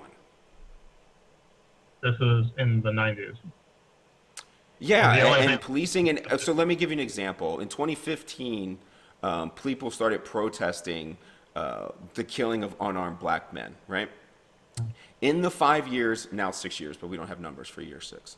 In the 5 years since then, police killings of black men have dropped in half. Yeah. Oh, I agree. That's fucking remarkable. Yeah, I didn't make that complaint, but that's one of the things I'll get off about when people freaking out. The police killing black men. I'm like, to be fair, let's acknowledge the progress here. We've come a long fucking way. But we got to remember, even if our numbers are static, that's improvement because the population is growing, right? Yep. So at this point in time, doing great. the police departments and police officers from just 10 years ago are just not comparable. They're not comparable whatsoever. The things that I was doing on the street 10 years ago, like all the officers that I work with always joke about it, how you could never do those things today. And that was just 10 years ago. I had one of those conversations yesterday, like, oh, back in the day, this guy went on a chase, we caught him, no body cam, beat the shit out of him. And it's like, can't do that today. It's like, I don't think you should have been doing that back then. If anything, you should thank this guy. Going on a 30-minute police chase where you're like the back of 25 cars, that's exciting. It's like a roller coaster at that point. There's no shootout. He didn't try and do violence against you guys. He just went on 30 minutes. I get the joke, but we watch a lot of cars hit and kill innocent people in their destruction path. Yeah. So like, I hear that, but it's like, hey, maybe we shouldn't have been beating people. But to extend, and this is like minor like pessimism. You're familiar with like the 3 like general eras of policing, right? Like the professional, community, and political era. I mean, I understand the labels. I don't. Man, I never find any of these narratives actually matching to reality, but I get you talking about. That's sort of like policy focused on changing the way police are structured, right? The initial era, the political era, is when cops were just like appointed by the like the local like politicians. They're like, you're my people, and then when a politician would go, so would all the local cops, right? It wasn't a very organized system in that respect, and they were just there to enforce like even local norms. Like let's say it would just be like word's not the correct term, but like a small area of like New York City or something like that, or Baltimore or whatever. And the professional era was when like they had police in like they had police in cars, they had uniforms, they had like it wasn't political appointees, it was a separate organization. The community policing is a more modern era where everything is much more standardized and recording. And I almost think it was better back in the previous one where like you show up to an area, the cops would beat the shit out of you and let you go home, as opposed to now where like maybe the police won't like brutalize you as bad, but then you just end up with like a felony sitting in the county jail for like 30, 60, 120 days. Then you get arrested or plead out to something, and then you have trouble getting a job. It's like, oh man, all these things seem like they're lifelong consequences instead of like getting your ass beat and then just told like go back home. It's like it's good, but no, you're right. Plenty of people on the street, I could tell you, would rather have taken an ass whooping than have been carted off in the jail for the night. They would have probably. I've definitely heard it from suspects themselves. Actually, you probably know who this is. You know who Peter Moskos is? Yeah, he's a fucking douche, but. Yeah, a little bit. I like him enough. I read his book. Man, I'm not interested in a rookie who spends about 6 days in the police department writing a book thinking he understands what's happening. Yeah, I thought you might be familiar because I was like, oh yeah, he was from Baltimore. You're from Baltimore, and I know we've had conversations with he served 1 year. We've had some serious issues with each other. He thinks that somebody that never stepped foot in command, he was a patrol officer handling 911 calls for less than a year. He's full of shit. So maybe in terms of like the policing work, I don't really have a whole lot to say about that. But he wrote a book on the history of like the criminal justice system. That was pretty interesting, called like In Defense of Flogging. I thought it was like really funny because like the premise sounds like bad, like let's go back to flogging people. And then like the argument he basically lays out is like our current system is just so bad and archaic and just ruins people for like decades of life. Like, would you rather spend 10 years in like prison, or would you rather have like 10 brutal lashes? And you're going to suffer. Like, you'll be able to sit down for like 6 Totally months. take the lashes. Yeah, like I'll take the lashes, and like I'm not gonna do that thing again, because like the lash is horrible. But it's like that's sort of like the world. Like we got rid of corporal punishment and brutalized people. Like that's uncivil. But how uncivil is it? Is it if you would choose that over a decade in prison? How can we swear that? If most people would probably choose to get like flogged. Yeah, like, totally. How can we say that's the less civil thing? Like it's so incoherent. Like I kind of refer to this as like I don't know if someone coined this. There's probably something for it because there's no way I'm this smart. But like this veil of civility, like it sounds more civil to like put someone in jail than to like flog them. You're like flogging. You're like, oh, that's what they do in like Singapore, Or I guess Singapore's a nice country. Thailand? Nope, that's also a nice country. We'll say some second. They do flogging in Singapore. They do it there, but I was trying to like invoke something that's like kind of a piece of crap country, but Singapore is not a piece of crap country. So like, I'm like, okay, but it's like we don't think of ourselves as backwards, so we do stuff like that. And like actually a good example is the death penalty. You'll probably agree with me on this a little bit, maybe. I don't know how you feel about death penalty, but this whole like, oh, we're going to lethally inject them. How great does that sound? We're just gonna lethally inject them. They can just slowly drift off to sleep. And then you find out like how this actually goes down, where these people like, they suffer for like an hour and a half. And it's like, why don't we just shoot them in the head? Like, was that so bad? Was it so barbaric to see like, oh no, we're going to give them a tranquilizer and then their whole skin's going to burn as their lungs fill with water and they slowly drown while compressed to a chair, unable to talk? It's like, it's not really more civil, but it just looks more civil because it's someone strapped to a gurney, someone in a lab coat injects them with a couple of things. And then hopefully, if all things go according to plan, 15 minutes later, they're dead. When it doesn't go according to plan, they call off an execution, and the guy dies anyway. Like, it's absolutely barbaric if you think about it. And it's like, we just throw this veil of civility on top of it. Sorry, I know this is a detour, but it's so that annoys me. Well, no, I think that's what people are trying to do for police reform. They're trying to throw a veil of civility on it. And this is where I argue that I know I have a bunch of leftists thinking that I'm the one that's crazy, but it's only because I'm coming from a further left position than they are. I argue the same thing. When we were talking about when Freddie Gray was killed in Baltimore, everyone was talking about police reform in a matter that essentially was getting Freddie Gray to the prison system safely. It had nothing to do with discussing the idea of why we were putting him in it to begin with, which was my big objection. Like, why are we looking there anyway? And this also goes back to my other position about us going after individual officers. If you take away Derek Chauvin, let me tell you this right now. I can give you one person on this planet that is guaranteed to not put his knee on a person and choke somebody to death. Yeah. One motherfucker I can guarantee will never do that again. Yeah. So what do we do when we fire bad cops? I mean, I don't know. I think we're going to get worse ones. Maybe. Hey, I think it pans out to be true. I think the argument for like people who like kill someone in drunk driving and they hit them with like a man one or man two charge or whatever. It's like, well, who do you think's less likely to drunk drive ever again? I know if I did an irresponsible action and someone died for that, like, I'm not saying there should be no consequence, but like, do we need to ruin my life over this? Like, I don't want to say it's an innocent mistake. It's not an innocent mistake. Someone died for it, but like, you can throw two lives away for one horrible mistake. It's like, it seems kind of weird. But for the Chauvin thing, should he get fired for that? I feel like the answer is yeah, because it's such an ingredient. Yeah, you have to. But the point is what is replacing them if we don't look at the bigger process? Yeah. Yeah. Actually, I'm curious how you feel about this. So, like, I was arguing with some of the cops I work with. I'm like, listen, like, I'll never use the term defund the police because no one knows what the fuck it means. So I just describe things, and I don't ascribe labels to it usually. When I say, like, when I describe this, I'm talking about, like, we need more specialization, right? Like, I want, like, a mental health task force as, like, another thing that dispatchers send people to go do, The police will respond with mental health counselors when you have an issue that seems related to that. They'll travel in pairs or something to that effect. That's something I'd want to do. And that's the response I feel like, oh, we just need to train police better. I'm like, no, that's like, if I was doing home improvement projects, you're like, oh, don't get an impact gun for that, or don't get a sawzall to do this. Just take out your Swiss Army knife and go cut up boards. It's like, no. You should have specific tools to do specific jobs and not try and like have one person do everything because then they're going to do everything shitty. We can specialize. We have enough people to do that where it's like, I don't want cops to be the bad guy. And I think they don't want to be the bad guy, but we just create a situation where like, hey, can you guys do this? Can you do that? Can you do the other thing? And we just keep stacking shit on them.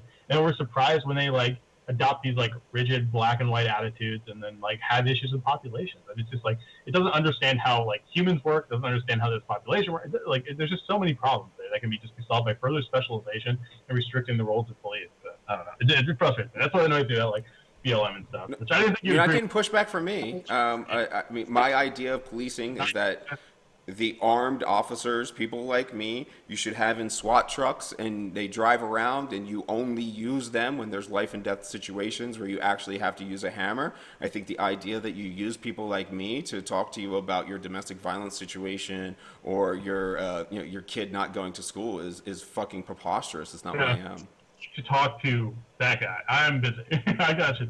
Actually, I want to see what you think about this too, because to me, we're having fun now. You know, like we settled. We're probably not going to ever agree on that other thing. You know, you think I'm a racist. I think you're ignorant. You know. No, I think those ideas are racist. Yeah.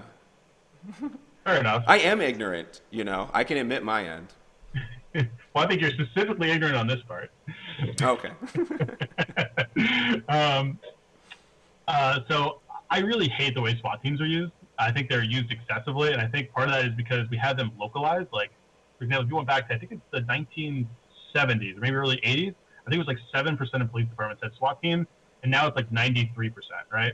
And you have these people who are just getting all fucking hot and bothered, being children who are like, oh, let's go use our toys and just go like for example, I grew up in a very very wealthy area. Well, let me just hold you at 1 second. For one, I totally agree with you, but police officers don't make decisions like that.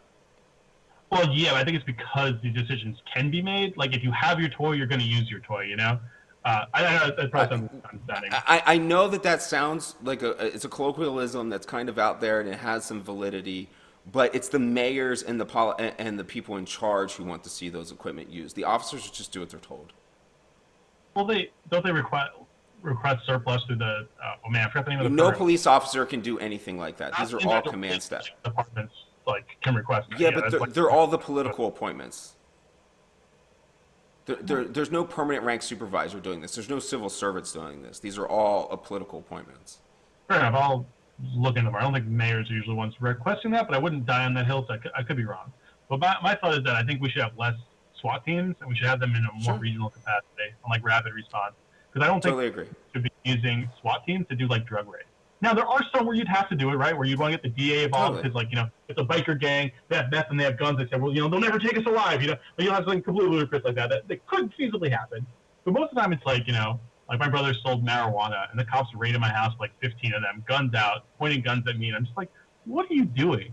This is like a pound of marijuana. Like 15 of you came here, guns blazing, broke every door in my house. For what reason? You could have just asked me. Like, I'm talking like interior door house. The other ones where you can just twist them and then shove them in the open. They just kicked them off the hinges just out of sheer spite, and it caused like $1,500, $1,800 of damage or something. Just for no. It's, what are you doing? This did not need to happen. Like, you could just pick up my brother, you know, pick him up somewhere, get the keys to our house, and like go in. Like, you could just do that very simply. And they just chose to do like these aggressive raids and like one of the safest communities in like the country. It's like, this makes no sense. This is why. The idea that you think they choose to do that is what I object to. Well, who's deciding to go do that raid? The policies are written by the politicians in the community. They're not written by cops. Sure, but if you go out of your way to have, like, I don't think if you're like the LAPD, NYPD, and probably how many sworn were there in Baltimore? Like 1,000? 3,000. 3,000. Okay. So if you have a large department, you can like probably have your own SWAT team where you'll have enough to respond to in terms of like. I'm not arguing against it. I totally agree with that, with this concept. But for like, when I'm talking, the department that I'm dealing with was like 80 sworn people. Like, you can't possibly pull an elite group of people from 80 motherfuckers. You know, like that's just not a thing. So I think like a regionalized thing like that, where the SWAT team, you have to go through an extra layer of bureaucration, but you can't use that for drug. Yeah, I would argue that these are the only officers that should even be armed, ideally. Hey, I don't have a problem with that necessarily. Huh, that's pretty interesting. Yeah, maybe I will. I wouldn't say further left. I would definitely toy with that idea. I wouldn't say I've committed to it, just because like I try and focus on pragmatic conversations with moving things in a positive direction. I know that's gonna not move like 99% of the country. The idea of having unarmed cops, even though like. But they wouldn't be cops at that point. The only cops I think should be SWAT cops and detectives. Yeah, I would. I've also toyed the idea of having like non-sworn traffic enforcement. We already have it in Baltimore. It's like, this is Yeah. my big objection too. Like, the vast majority of things that people act and propose for like police reforms have already been done, and plenty are in place in many areas. They just aren't actually effective at all. You think non-sworn Like, for traffic instance, the idea that we separated civil asset forfeiture from our police operations in Baltimore did not change the policing in Baltimore. Yeah, I don't know. I don't know too much about the asset forfeiture stuff. I'm just giving you an example. For any of these police reform ideas that most people have, they're actually in place somewhere. They're just ineffective because of the ultimate idea that society wants to punish, and they want to feel safe, and they want to seek revenge against people they think are wronged. Do you think that's a default disposition, or do you think it's just a modern thing? 'Cause my impression is that's a modern thing. I don't think that's like the human default. Well, I would. It's human default. That would be a wrong way to say that, I think. I largely argue that human beings are the apex predator because we cooperate better than anybody else. Our key trait is our cooperation. But we cooperate in directions that seem to be a little unpredictable. And I think that people are actually cooperating, but towards this bad idea that vengeance is justice. Yeah, I would agree with that. But I guess like the question I was sort of asking is, I don't think societies or like people are necessarily geared towards that default retributive mind. Like, there's plenty of other countries that aren't anywhere near as retributive. Yeah, it's American for sure. I'm not saying that word correctly. But you know what I'm saying? Retributive. There we go. I got it. Retributive. Yeah. Oh boy, close enough. People are picking up what I'm putting down. Oh, sorry, where was I going with that? No, you're right. Other places don't do it. But in America, it seems very clear that we associate justice with vengeance. You can see it with cops. You can see it with any kind of relationship whatsoever. It doesn't matter. The idea that Derek Chauvin being locked in prison is remotely towards justice. Oh man, it makes me so... Not that I don't think he should be like in jail or prison, like so far as like, I guess, a consistent application of law. I don't really care about consistent application of law. I care about justice. But it drives me insane when people are like, oh, he should be like executed or put in prison for the rest of his life. I'm just like, really? Like, aren't we supposed to be the like rehabilitative side that, everyone can, I know that black guy, he murdered someone in like an armed robbery, but he can recover. But like Derek Chauvin, who like kneeled on someone for 9 minutes in like what I would say is like aggressively callous, and maybe we could say wasn't trained correctly. I don't know. I don't really care. That this guy is irredeemable. Like, you're clearly consumed by vengeance here. Like, that's all this is.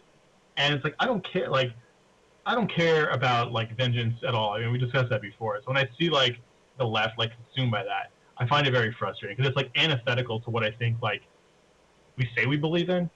And that's what I get mad at like most of the conservatives about, is like the blatant hypocrisy exists everywhere. And like you see it flourish in any of these movements like that sometimes. And it is exceedingly... This is what I'm talking about with Malcolm X, and this is why I feel like those words were very prophetic in his position about the white liberal. I'm not using white in the same, and I'm actually using it more in a way that he does. He means it as just like the people in charge, the elites is really what he means when he says white power.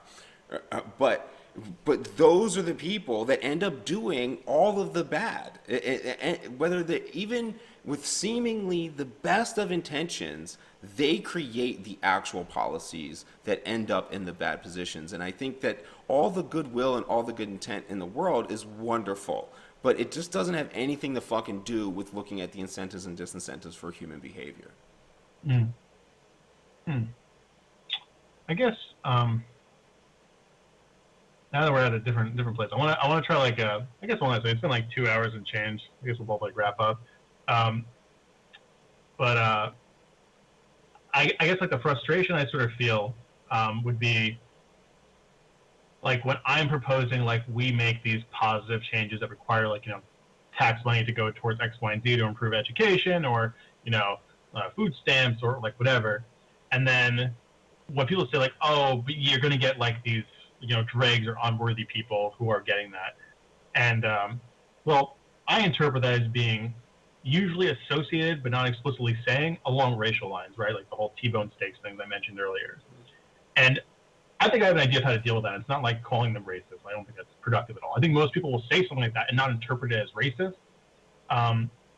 because they don't conceive of it as racist, even if there is some sort of like racial like a connotation buried there.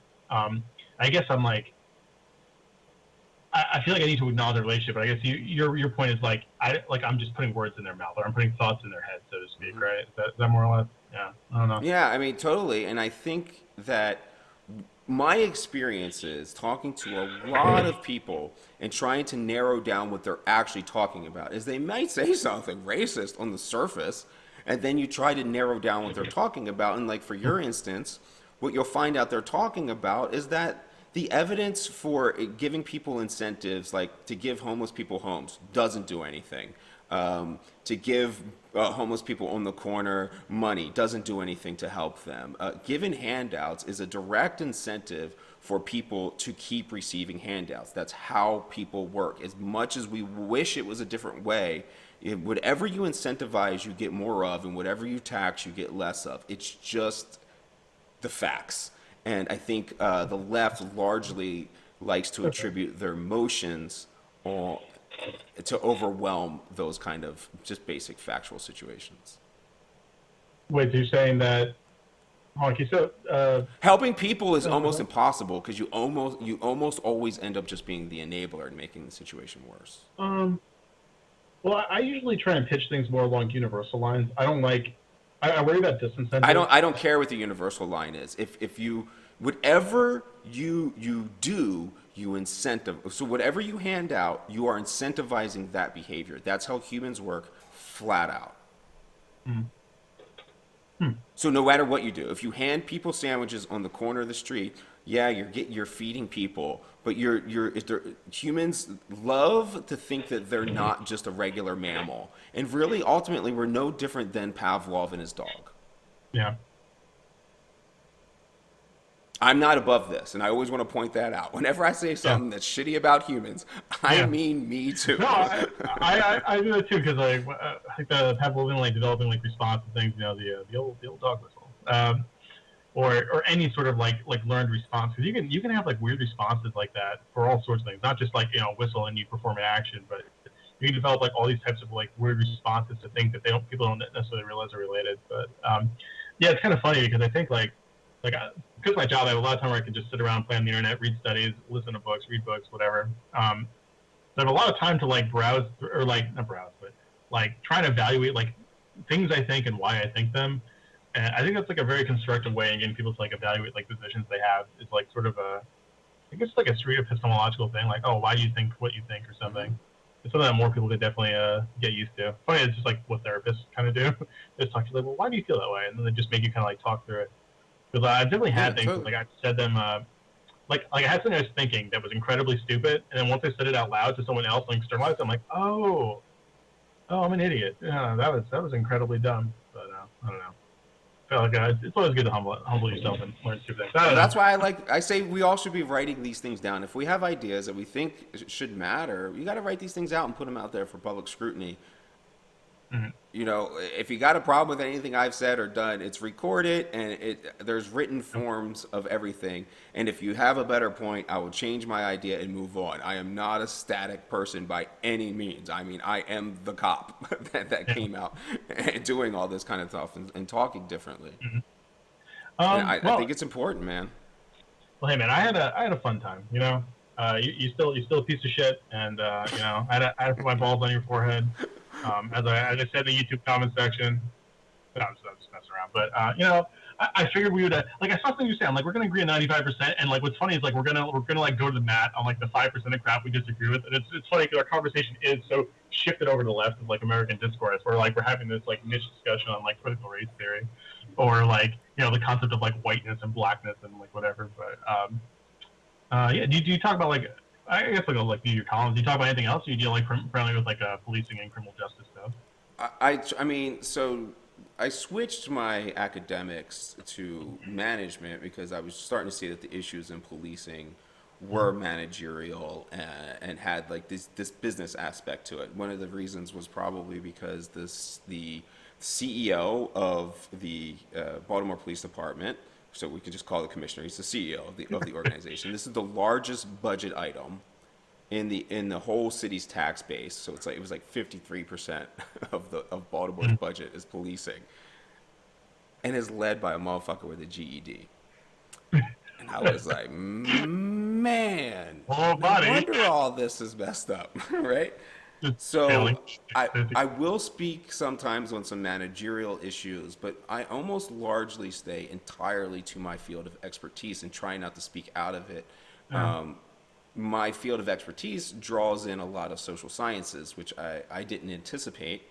And really, as a cop, I think what we're talking about is arguing for policies and procedures that incentivize and disincentivize certain behaviors from both the citizenry and the cops.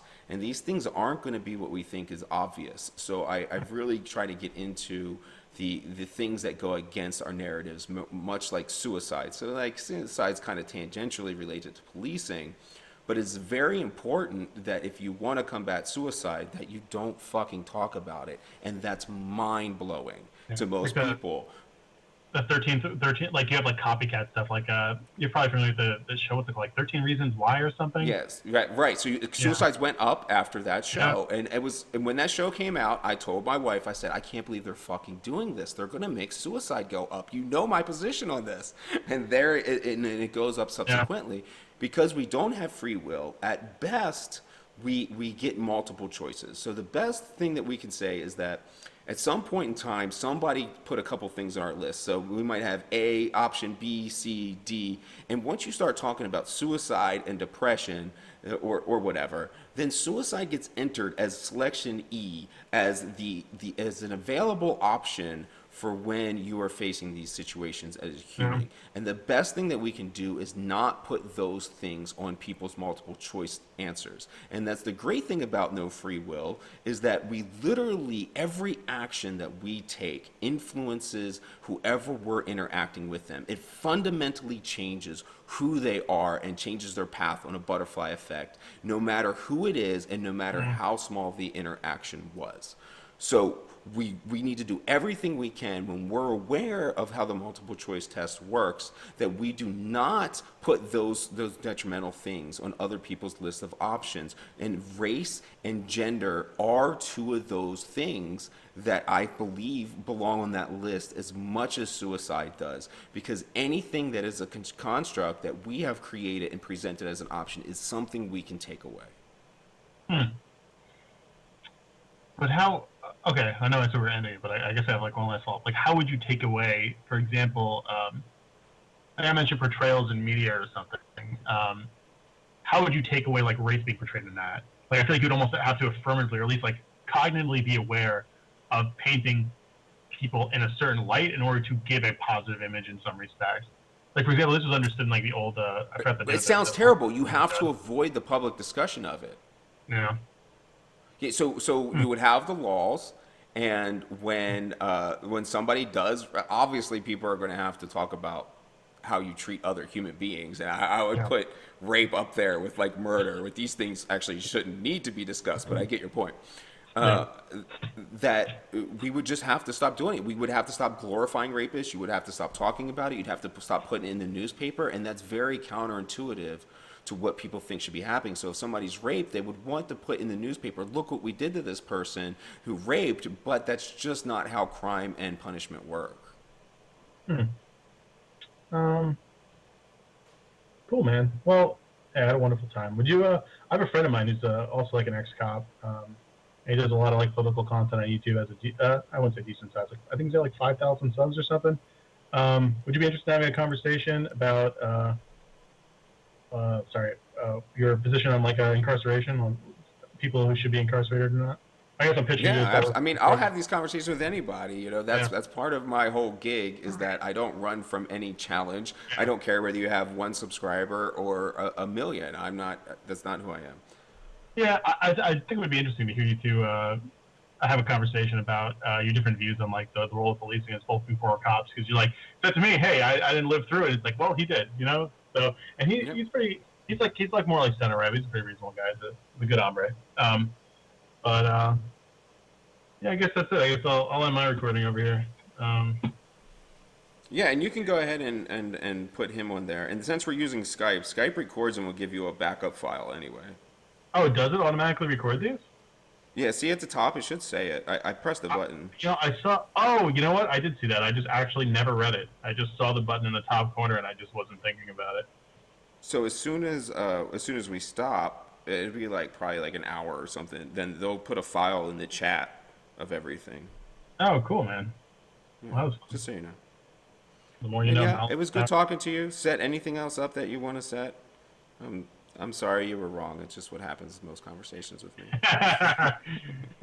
You know, and I'm sorry that you couldn't see the light of day, but, you know, we agree on 95% of shit, and if I find someone I agree with 95% of the time, don't get me wrong, I'm like an argumentative asshole, so, like, I'm going to go to the mat on the other 5% just out of, like, sheer stubbornness. But, you know, 95% agreement is pretty damn good, you know? That's a political movement right there, you know? I would have you as my vice president, all right? Oh, thanks. I really you can appreciate it. All right, just to be clear. Of course, the one with the white skin wants to be on top of the one with brown skin. Shocker, shocker.